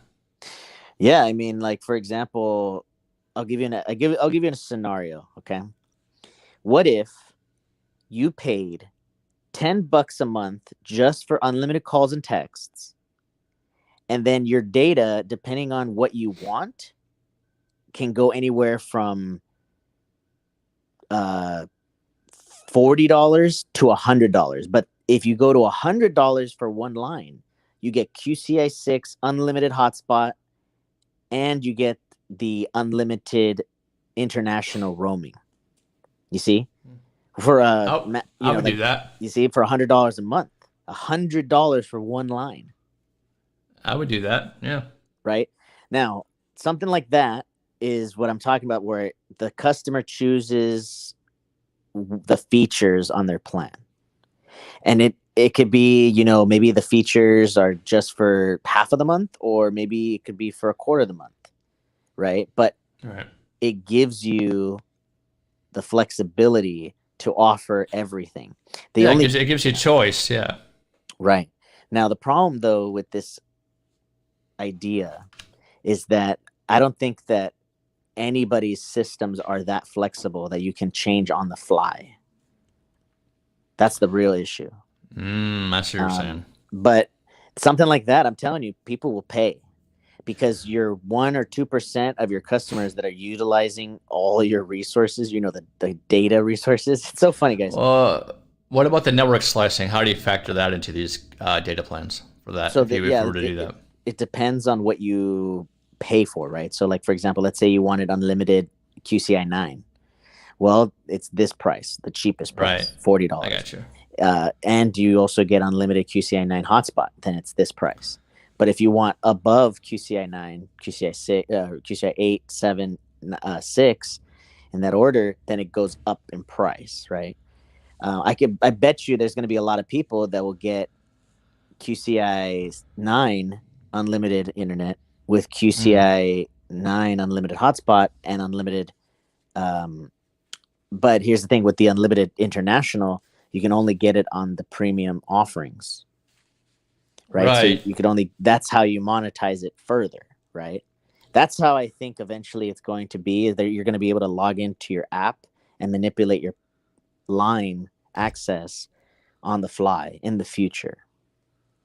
That would be pretty cool to do, because data is just data.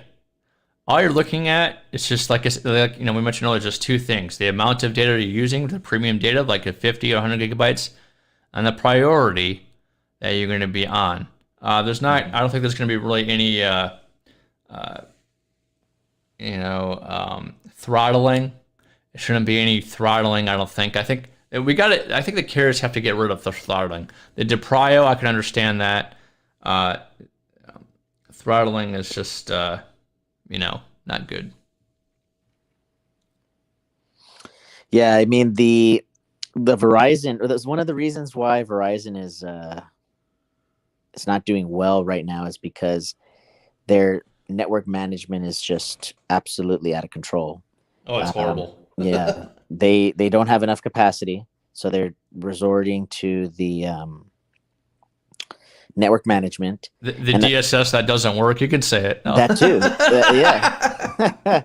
Their 5G, I honestly don't even know why they even turned on their DSS, because they don't have enough capacity to provide speeds even close to what their LTE is doing. Right. No, they don't. It's horrible. I'd rather Verizon did the approach with like what AT&T's FirstNet is doing, right? AT&T's FirstNet, they did not give sub-6 5G to FirstNet, but they did give access to the millimeter wave. Yeah, by the way, man, I love my FirstNet service. I just got a Galaxy S2 watch. Nice. With level 4 priority, man. Oh, I love it. Now I can,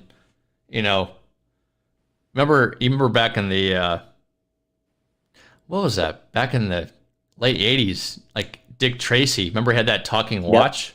Yep. Now I can actually do it. Yeah, man. Yeah, it's very interesting, man. FirstNet is just an unbelievable service. It's very unique in the way that it's being built. Yeah, I love it. It's great. So then, Zero Cool, let me ask you this: what's going on with, the N41 rollout? I think that's something that a lot of people would love to know more about.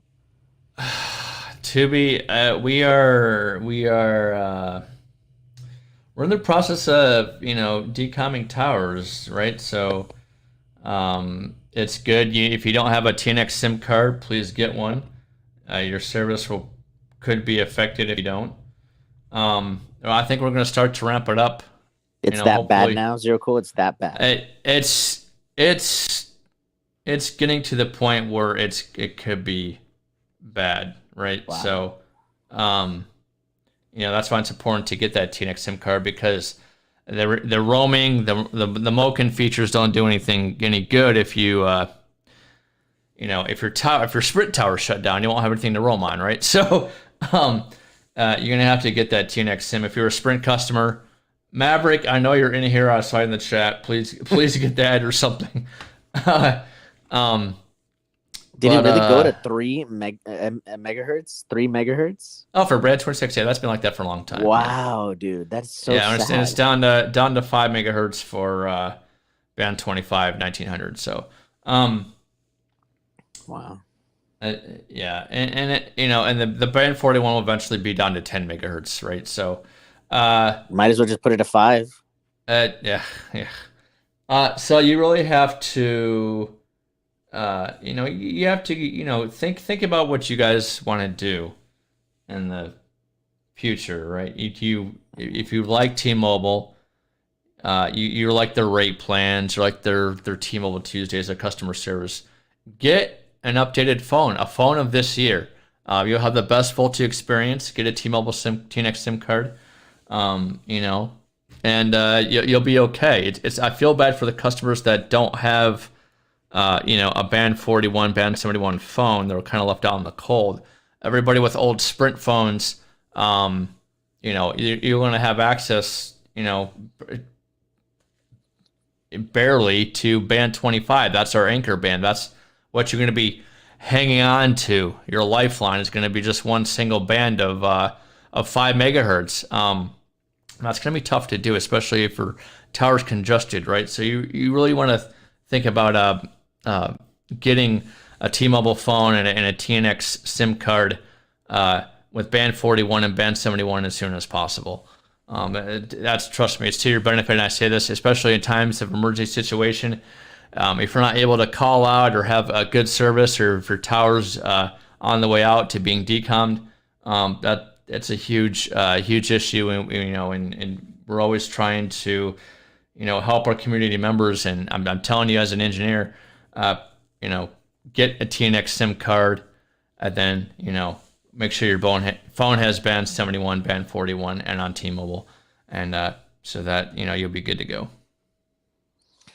Let me ask you this: what about for the people who refuse to switch to NTX? Well, the SIM cards are free. I think it should be free. I think they're free. So it's not going to be any cost to you, right? It's a free SIM card. So just stop at your store or call customer service and have them get you shipped out one and pop it in there, and you'll be enjoying the T-Mobile service.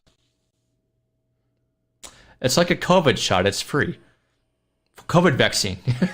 It's free. So, yeah.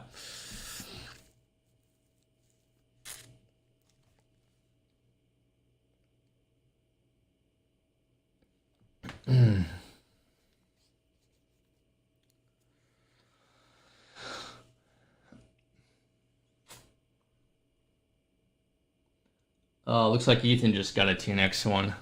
Let's see. Ethan, how's your service working now?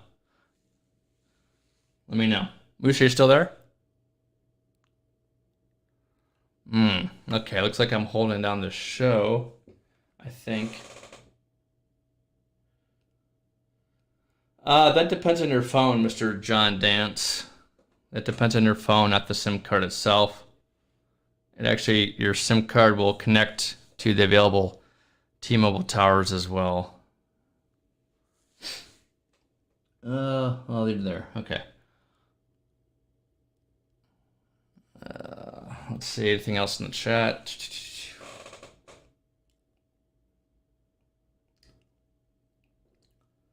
It's possible, Josh. Yeah, I mean, we don't know when all those Sprint SIMs will be deactivated. It could be very, very soon.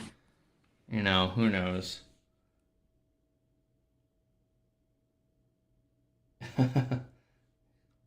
Get a Samsung 20 FE on Boost Mobile. I don't know.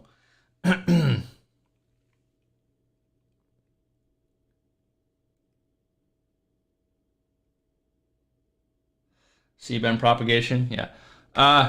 Those who want to know about C-band, it's for propagation wise, there's no interference. This is what we call the Goldilocks spectrum. It's good, clean spectrum. And if you really like mobile technology, if you like how fast your phone is now, just think about, having 100 megahertz bandwidth C-band channel on your phone. So it'd be good to get a phone that has band 77 and 78, 79. I think Verizon's going to use band 77 as their primary band, so that's a lower band. So block A, right? So basically the propagation, it's going to work, a lot. It's going to be high power. It's going to be really good. It's going to be, very, very fast. We're talking about, gigabyte plus speed. So it's, it's a great band to have on your phone. I only wish it was LTE, but it's not. It's a 5G band. So if you're interested in getting a C-band on your phone, now C-band is the old satellite spectrum, right? From old satellite operators such as Intelsat and Emersat, right? So, if you were heavy into satellites and you like, this is a great opportunity to experience what was a former satellite frequency up in the sky can do for you, right? The propagation characteristics are very good. It's going to go a lot farther than a 2.5 signal on a FDD. Which vendor? Honestly, if I had my choice, I would go with Ericsson, and I would go with any phone that has a Qualcomm modem. So you look for a Qualcomm modem that has band 77, band 78. then you're good to go, and look for something on Verizon and AT&T. T-Mobile has bought some as well. I think it's you'll have to be in a 5G phone. You cannot expect to get C-band on a 4G device. So if you want to experience the awesome power of C-band, you'll need to upgrade to a 5G device that has those bands, because it is a 5G frequency. And also, beamforming will be, I can't, I don't think it's going to be this year, because that'll be next year sometime. I think it's going to take some time to work out the kinks for beamforming. That's going to be sometime next year, because each new technology, you have to do a couple things. One, when you introduce a new technology, you have to make sure it works and the KPIs are good on the phone. The second thing you have to do is carrier aggregation. So once the carrier aggregation step is done, as well as the voice piece for voice over NR, once those two pieces are done, then you can kind of adjust your beamforming and make it work better indoors and places. Beamforming is usually the kind of the last step that we work on, because you have to make sure that your phone services for calling 911 and data services are working first. So, other than that, like I said, I mentioned earlier this year that the beamforming will be better, and for millimeter wave indoors, which now you guys see, 2 to 3 gigabytes indoors. I know Carlos has tested that. So yeah, beamforming is always the last to do, unfortunately. The reason why that is because you have to introduce certain RF parameters per beam leg. So there's multiple beam legs per cell, per sector that you have to work with, right? So there's differences there, and those are those are fun RF parameters to put in, let me tell you. So that'll be hopefully next year. I got a question here. Do you think Verizon standalone? It's supposed to be. This is for all the carriers. It's supposed to be true standalone. Simultaneous downlink and uplink. It's supposed to be second half this year. Supposed to be. If it's gonna be, I don't know. There seems to be a hold up with the vendors, Ericsson, Nokia. I hope it's gonna be. I really do. I hope it's gonna be the second half of this year. I'm hoping by July, August timeframe, we will see same downlink, same uplink speeds. I don't know. That's my hope. I don't know. We're shooting for it, but it's gonna take some time, right?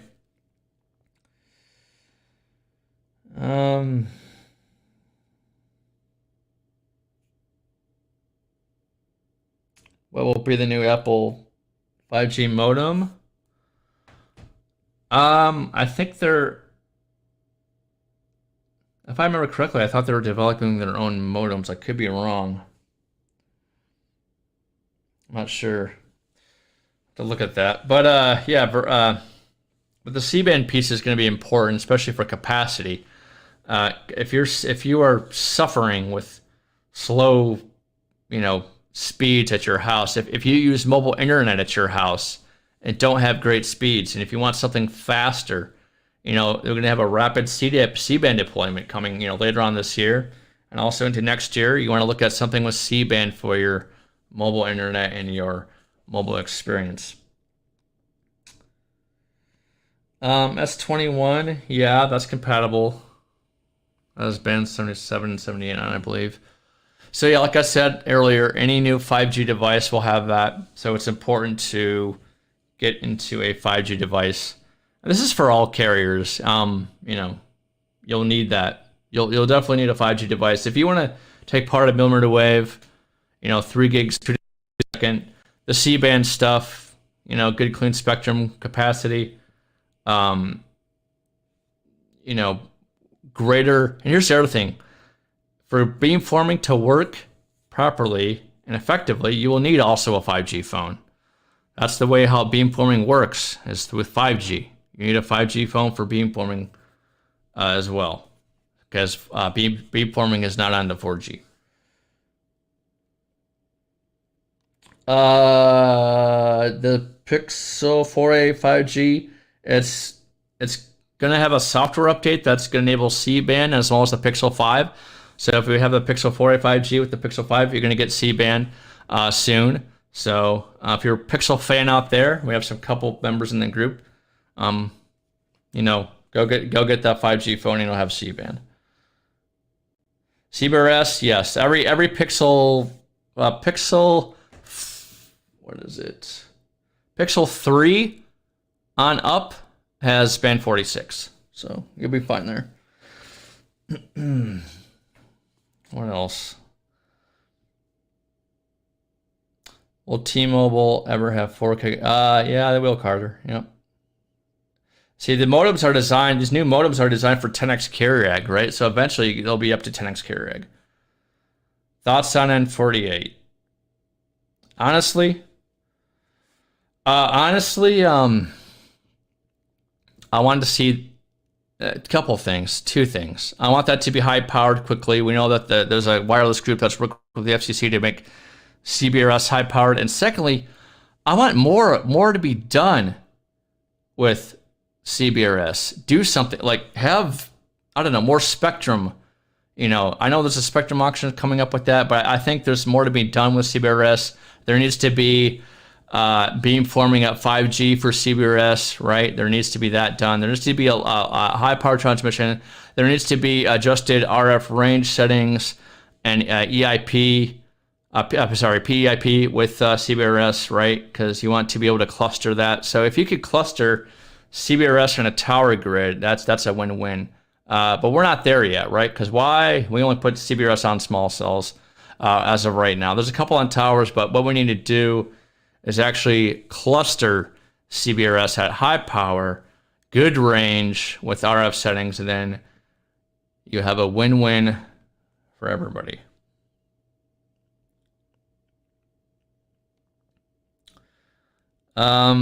The S20, no, Andrew, you'll have to upgrade to an S21. And here's the thing, the VoLTE frequencies have changed. So, because we're shutting down, 3G, right? So the CDMA and HSPA and everything.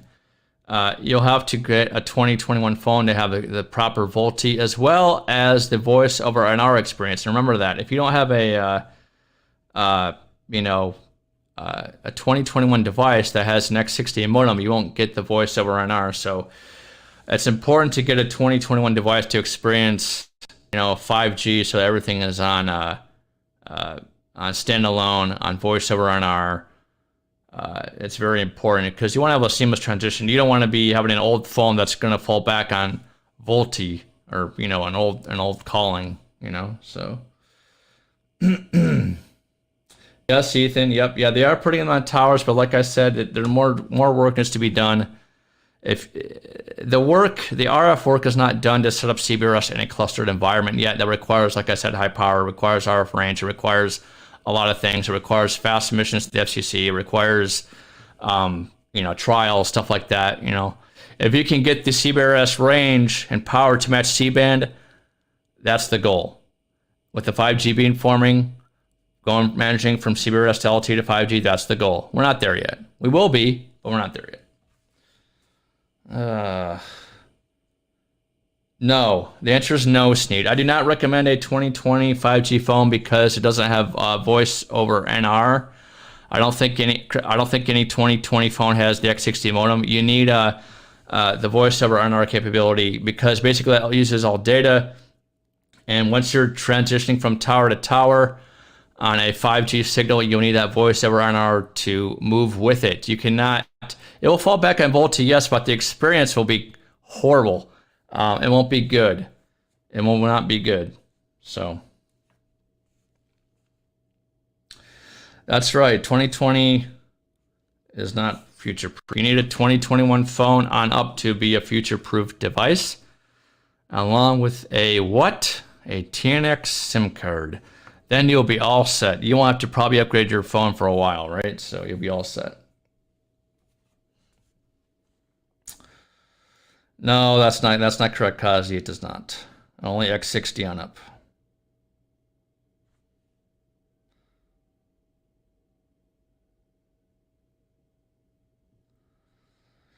Terminator has a TNX sim. How's your T-Mobile service there, sir? If you don't mind me asking. What have we got? You're still, yeah, you do. You're still eating dinner.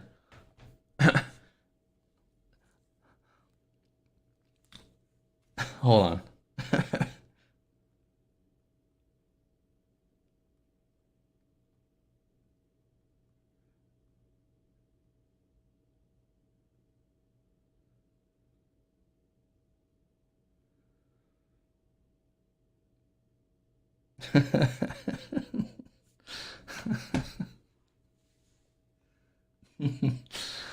All right, looks like Sneed is coming back. I never had to carry a show before. Hope I'm doing a good job. Hope I'm answering all you guys' questions here in the community. We got 115 live. Please share the stream. Please like the stream. Post it to your favorite social media. You know, the more subs we can get, you know, the more community members we can get, the better.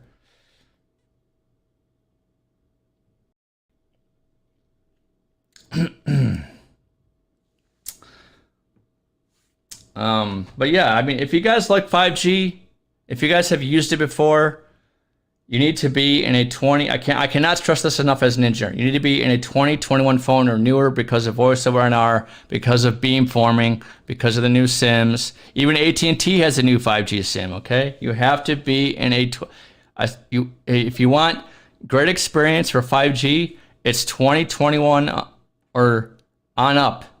Period. You won't have a great experience with a 2020 phone. You just won't. For anybody that's bought a 2020 phone, I'm sorry, you know, but it's time for an upgrade. Oh, damn, we're back. Oh, that's funny. You guys just all came at the same time here. We're back. Yo. You like to hear me talk by myself, Carlos? Hey, yo, what's going on, man? What's up, man? How you doing? Carlos. What's going on with the pink dogs? What's going on, Bro? I'm tired of the pink thongs, bro. I'm tired of it, man. Let's put it this way, bro. About the home internet situation, bro. With what I've been seeing and what I've been following, yes, T-Mobile will have okay with the rural. I won't deny it. I'll be there. They'll be offering internet rural pretty well. You know, they have a head start on that because by the time anybody else goes in there, you know, with Spectrum or whatever, they'll be behind and people will already be accustomed to what they got. But in the urban and suburban markets, Verizon's king, bro. They will take that fixed home wireless to the end, bro. Nobody has it on lock like they do. Nobody. Especially with what I've been seeing, nobody. I don't care what anybody says. Otherwise, fixed wireless in urban and suburban is all them, all the way. Yeah, it's true. Now, rural, that's a whole different ballpark. We can agree that T-Mobile will have the rural part. I don't. If they build it right, if they do it right, they can have it. No problem. Bro, I'm very skeptical on T-Mobile doing anything right, bro, on rural. You know, first of all, they're gonna have microwave backhaul, which is a maximum cap, and Zero Cool can back me up on this. Maximum microwave backhaul, 350 Mbps. Oh, you're okay. You're talking about this. Well, that's so that is the old microwave equipment. They actually came out with new equipment over a 6 gigahertz frequency that does 1 gigabyte. Wait, that's what they're doing thought. 6 gigahertz. They're using Wi-Fi now on 6 gigahertz. No, this is actually a licensed frequency. Oh, okay. 6 or 7 gigahertz. Yeah. And how much what's the max theoretical now? 1 gigabyte for new equipment. You have to have a new waveguide and new microwave dishes for that. More spending. I got you. More spending. That is correct. Yes. Yeah.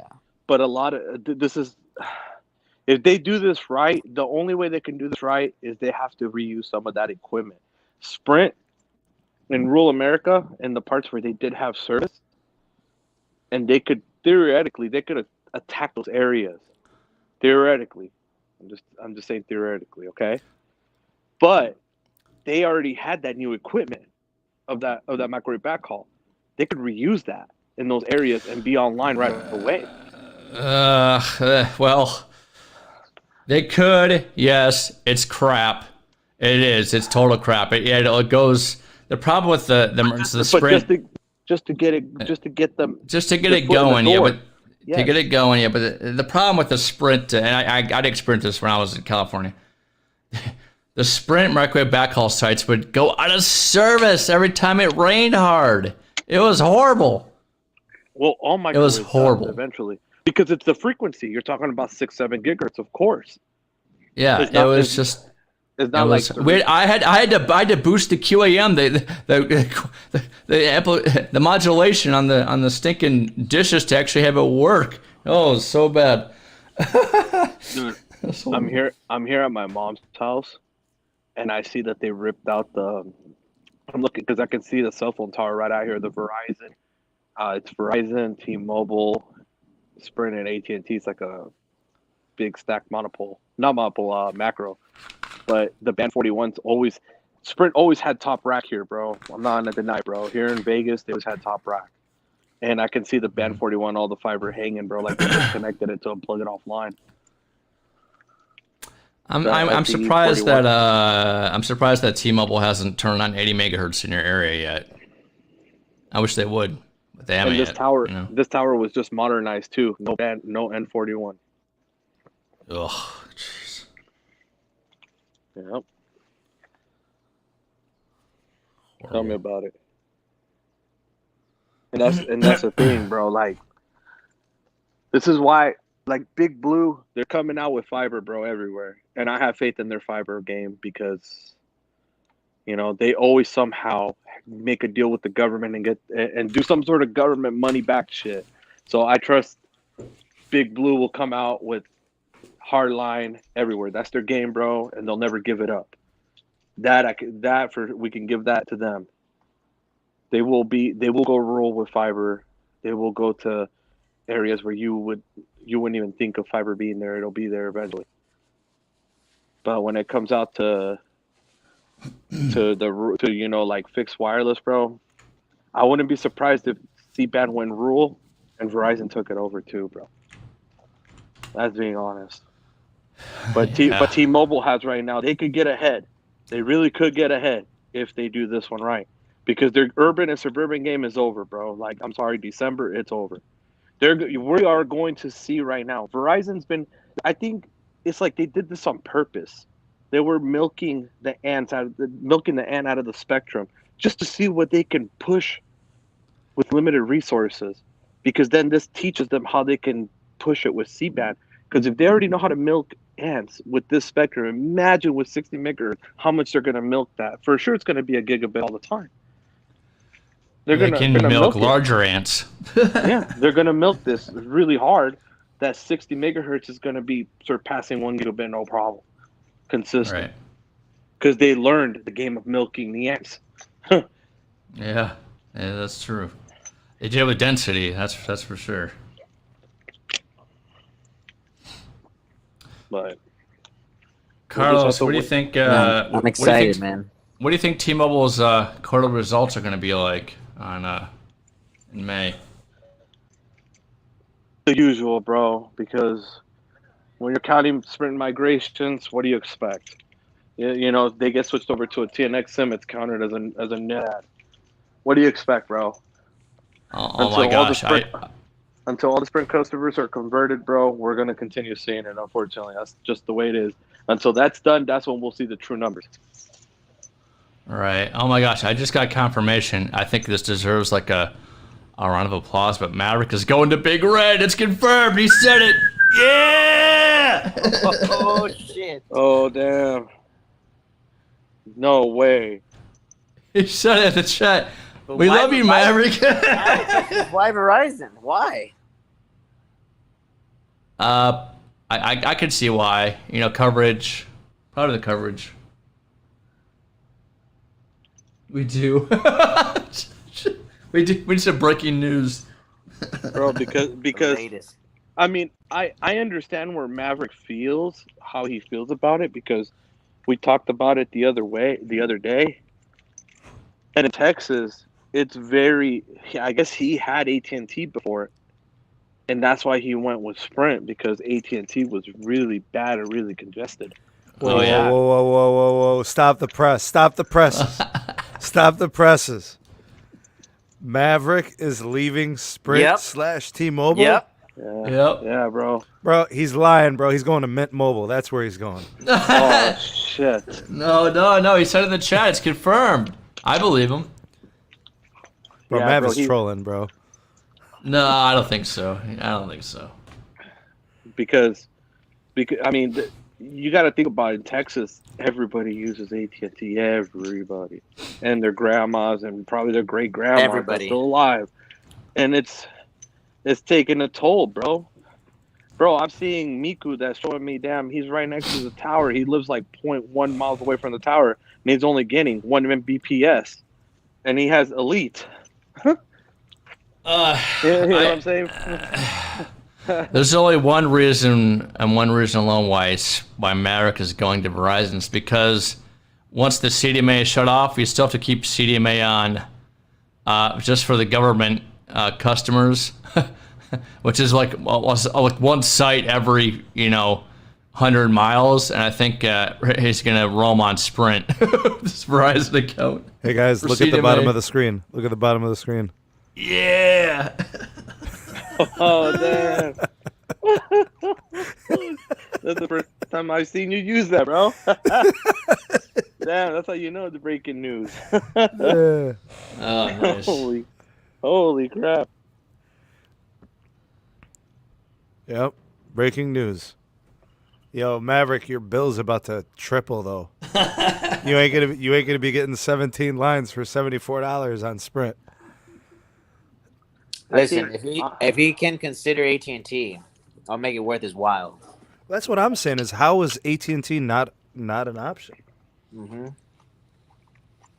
Well, I mean, It unless could he be really wants- congested where he lives. I wouldn't be That's surprised. possible. That's possible, but I also think it also depends on your entertainment value. Do you value the Disney Plus, Hulu, ESPN Plus, or do you value the HBO Max? he's probably used to the Hulu because Sprint has Hulu. So that's number one. He's always he has a music streaming service through Sprint. With Verizon, he'll get the Apple Music, which is Tidal's better, but you still get a music service. But what a lot of people don't know is with AT&T, if you have an elite plan, you actually do get Spotify. You know that, right? Spotify Premium. Yeah. You just got to go to the AT&T Thanks app and sign up through there. Yeah, man. Which AT&T does a horrible job at advertising, FYI. Yeah. This one's from John. Here's a dono for Mav. It'll cover 50% of his bill. Oh man. See, Lavendi, that's what I'm saying. Every time people want to get on Verizon over here, I'm like, nah, dude, go to AT&T, dog. Get out of here. I don't know, Maverick. I mean, if the Moose can hook you up, bro, and he can give you that sweet deal, because I ain't gonna lie, bro. I'm gonna be honest, bro. Somehow he hooked it up, bro, and I have a personal AT&T account, and discounts magically appeared, and thanks to Mr. Moose, and I'm paying for one personal line, hotspot plan, and a damn Harman Spark for $78 a month. Hey. On Elite, everything. Hey. That's what taxes and everything. The best. Normal price would have been $120 something. So he gave me like almost half off. I don't know how, but I'm not asking. Hey, all I know is I pay. Aaron is saying that T-Mobile in Texas has improved a lot. Now they're getting some coverage out there. That's good. AT&T gives me all the bandwidth I'll ever need. They definitely have it. They've got it in all those carriers. Band 2, band 66, 12, 14, 29, 30. I mean, they got bands, bruh. Like I said, mark my words, bro. AT&T will be will be the first carrier that will do 10 carrier aggregation, no problem. They'll be the first to do.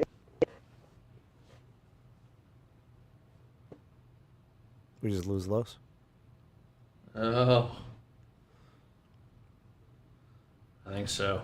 For those of us just joining us, breaking news: Maverick is leaving for Verizon. Finally.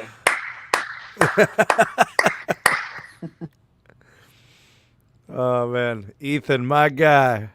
What up, Big E? I'm the AT&T rep for my store. Has zero knowledge of Spotify Premium. They don't even tell us about it. That's terrible. Jeez. That is awful, bro. That's such a Jesus nice perk. Christ. Because people pay for Spotify. Imagine getting it with your wireless service. Whoa, Mr. Lavendi, hold on. Los canceled the Magenta Max line. Thanks. That Ethan. was Appreciate the that was super chat. official at 9 a.m. today. No. They're not getting no more of my cash. I'd rather give my Wait, you cash. don't have any more T-Mobile lines? I just got one, bro. And the only reason why I'm keeping it, bro, is because they didn't want to lose me as a business customer. And they gave me 6 free months. On the one line? They gave me 6 free months on my business account. It's the only reason why, bro. Wait, so you have one line on your business account? No, I got 4, but I was gonna cancel it with the home internet, and they said 6 months. So I was like, okay, and I was like, but if it doesn't improve in 6 months, it's getting canceled anyways. They just said, well, we Carlos. hope it'll improve. Nikki is saying that there's going to be a bus filled with cake coming for you. Yeah, right. Bro, how, Bro, The cake how is- from Verizon. Yeah, how is T-Mobile making money, bro? 6 free months? Come on. yeah, bro. 6 free Mondeezies, bro. Bro, they value their customers. They give them a lot of value. Come on, bro. This is fucking crazy. Bro, God, man. Like, And I can't- Jesus. and I can't wait for Dish to do what they're gonna do, because honestly, I am waiting. Oh, dude, how does Dish's equipment look? How does their tower look? Don't tell me that that's Dish on the. You know what you gotta do? Go on Google and look up their 5G tower in Lakewood, Colorado. You'll see what the equipment looks like. Bro, Let me see if I can find it. I'll see if I can find it. Hold you on. know why? It's all brand new equipment. It's the cable's hanging. I thought that was band 41, bro, but it's brand new stuff. Brand Huh. new. And my mom only lives 10 minutes from the stadium. Hold on a second. I'm looking for that picture. Well, that's good. Bro, I'm wondering if because it used to be band 41 on the top, I'm wondering if they're taking over a lot of those old Sprint sites, the location. Yeah, where it's actually a colo account or colo site. Yeah, they will. Okay, so it says T-Mobile was on here too on this tower, then that's why they could Correct. give it Yeah. to Dish. Dish will get that location. No. If I'm just talking about like if you have a colo site with Sprint and T-Mobile already on it existing, then T-Mobile will take over that site. Yeah, T-Mobile will take over that site, and then they'll give the Sprint location of it to Dish, right? It's, Part of the deal. yeah, it's a possibility if they want that location. Yeah. Yes. Now I need to see what this equipment looks like, because this might be Dish equipment.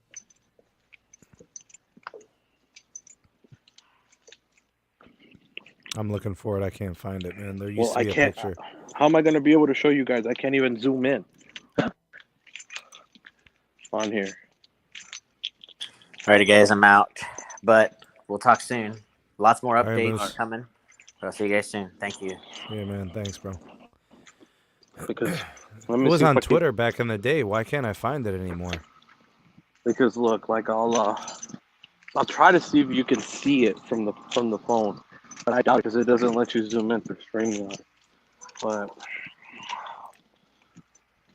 let's see. How do you do this?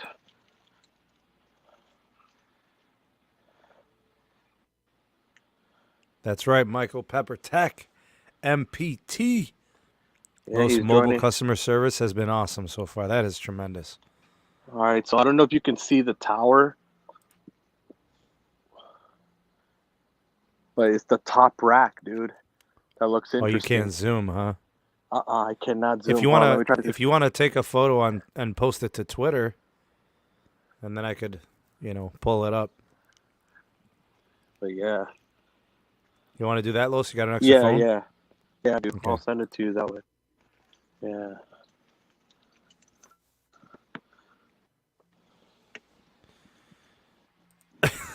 This is John, you're an idiot. because it looks like new equipment for sure, 100%. Yeah, if you could Twitter DM it to me, I can let you know. Because it is going to be unique hardware, right? It is going It to be looks unique weird. because they've signed deals with vendors. They're kind of the first carrier doing, straight to Open RAN, right? Like they're starting from scratch, Open RAN. It looks very weird, the equipment. Very, very weird. Stuff I've never seen. So then why? Why? How could it be Verizon, AT&T, or T-Mobile when we know what their gear looks like? There you go. Sending it in the DM, bro. Hotline bling in the DM.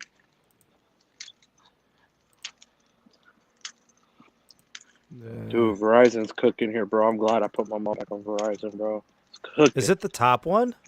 Yeah, the very top one. Okay, so, wow. Okay, let me share this. Yeah, I've never seen that stuff before. I've never seen it either, bro. That's what I'm saying. It's like foreign, bro. Zero That's cool. foreign. We will need your. I mean, opinion on this. I need. It looks to me like it was removed. Some antennas were removed. If you can give me if you got an address at that site, I can let you know later.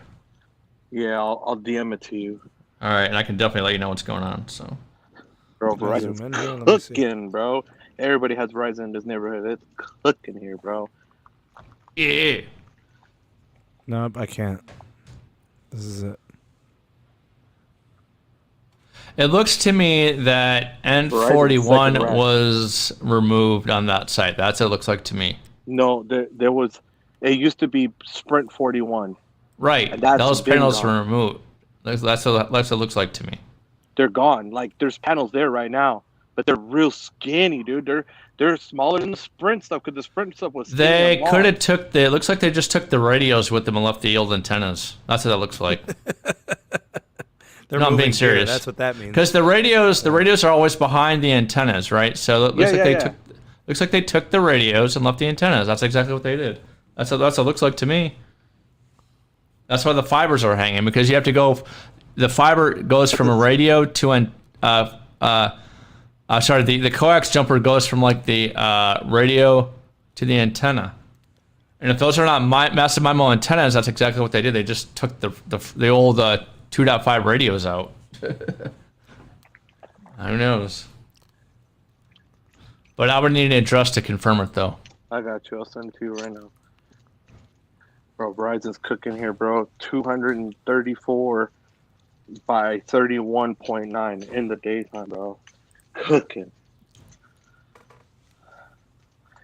And this site only has 1366. Cooking. As you can see on the panels, Verizon was on the second rack. 213 and 66 only.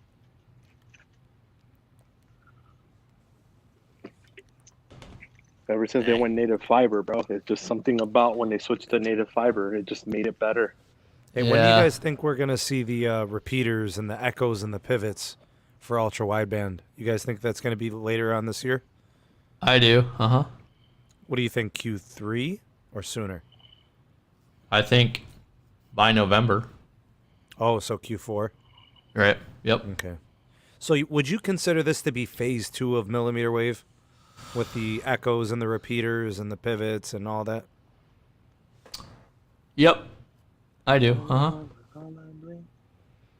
All right. So phase 1 was a couple of years, Because technically it was what, like May 2019? Yeah, with the small cells, yeah. And then phase 2 is that, and then phase 3 is... Phase 3 could be something like, hey, you have it inside your room now. How about that? Or on the Cool, on the huh? window. Hey, Dan Hesse. Cool, huh? or on the window of your apartment complex. It's right there, you know. Yeah. So if you think about it, because this is the way it can work. If you can repeat it from either a macro tower down to a small cell over to your house. Mm-hmm. Why not have that? It's exactly how the home internet would work. You know, just attach it to your window and be done with it. They actually have the 5G installations. You know, it's the same. It's the same thing. Just have it like that. I forgot to ask you. When do we start plugging your podcast? So I'm gonna work on doing. I want to do some live.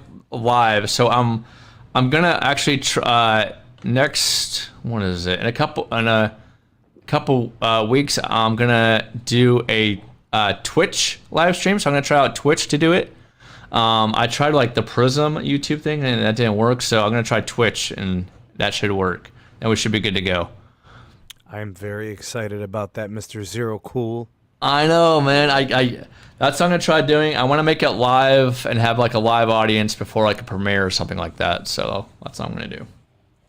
Fancy. Yeah, be mobile and be at the movie theater and just give talk about it, give the review, and then see the movie and give like analysis after on Twitter or something. So that's kind of like what I'm gonna do. So you're gonna stick to theatrical releases, movies? Yes. Very good. I'll be watching you to figure out what I need to catch, what's worth the time. And actually, I can let you know. Actually, so the Regal movie theaters open up May 7th and 14th. Just check your local area. If you're an action movie star, if you like Jason Statham, you can check out Man of Wrath. It's called Man of Wrath or Wrath of Man. Man of Wrath, yeah. And it's a good movie by him. So that's actually my first review. So, what did you think of Kong and Godzilla, dog? I mean, you already know, bro. Like I knew. I'm glad Godzilla kind of kicked his butt for a second. So. The Mortal Kombat piece, I did like it. I felt like it could have been more. To be honest, I felt like this could have been a little bit better than but that's okay. There's going to be a sequel, and I'll definitely be on board for that. But yeah, the next movie coming up, which I'll do a live stream on, is going to be that Jason Statham movie. So, yo, Carlos, where you at with the movies, dog? What did you think of Kong and Godzilla? I'm gonna keep it real, bro. I didn't watch it. What about Mortal Kombat? That one I did. Okay, what do you think? Sub-Zero, bro, was a G, bro. He was a G. Yes. He was incredible. It was a G, bro. It was a G, bro. That one I did, bro. But honestly, bro, the King versus Kong, I was already inedible who was gonna be what, and yeah, bro. I'm good. I'm not gonna watch no movie for 4 hours, bro, just to know like what the outcome already is in advance. What else? What didn't we cover tonight? Is there anything left? I mean, Maverick is going to Verizon. I mean, what else do we need to talk about? Bro, Maverick is going to Verizon. I guarantee. What do you think? Which plan do you think he's gonna get, Los? He's gonna get at least one Get More because he wants all the free perks. Yes, that's what I was thinking. And then maybe everything else will go starter. He'll screw everybody else in the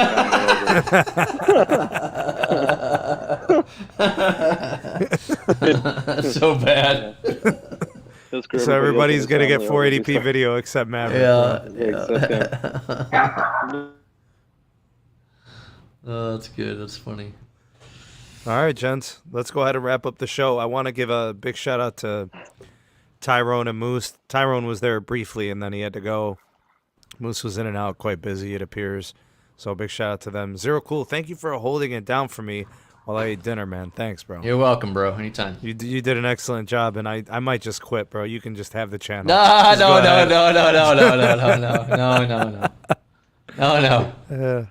Hey, Sneed, you see those speeds, bro? Cooking, right, for this hour?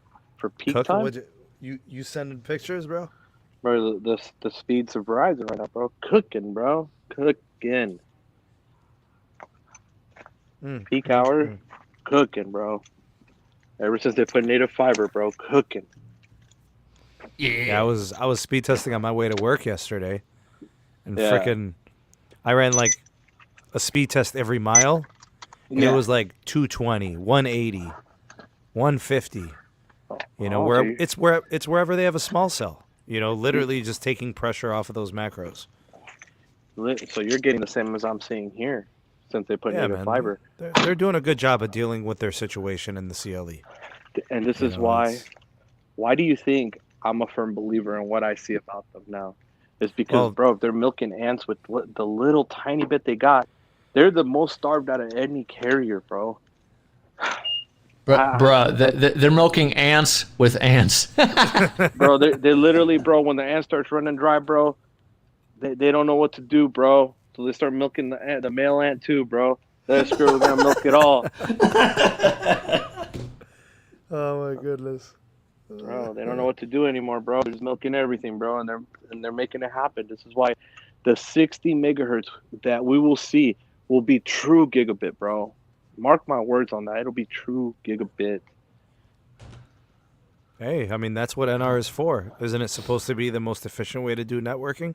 Yes, correct. Bro, I can't There you even. go. Timo won't even do a speed test right here, bro. Full signal. Jesus Christ, bro. It just aired out. Yo, Los, are you doing a live stream tonight? You gonna follow up?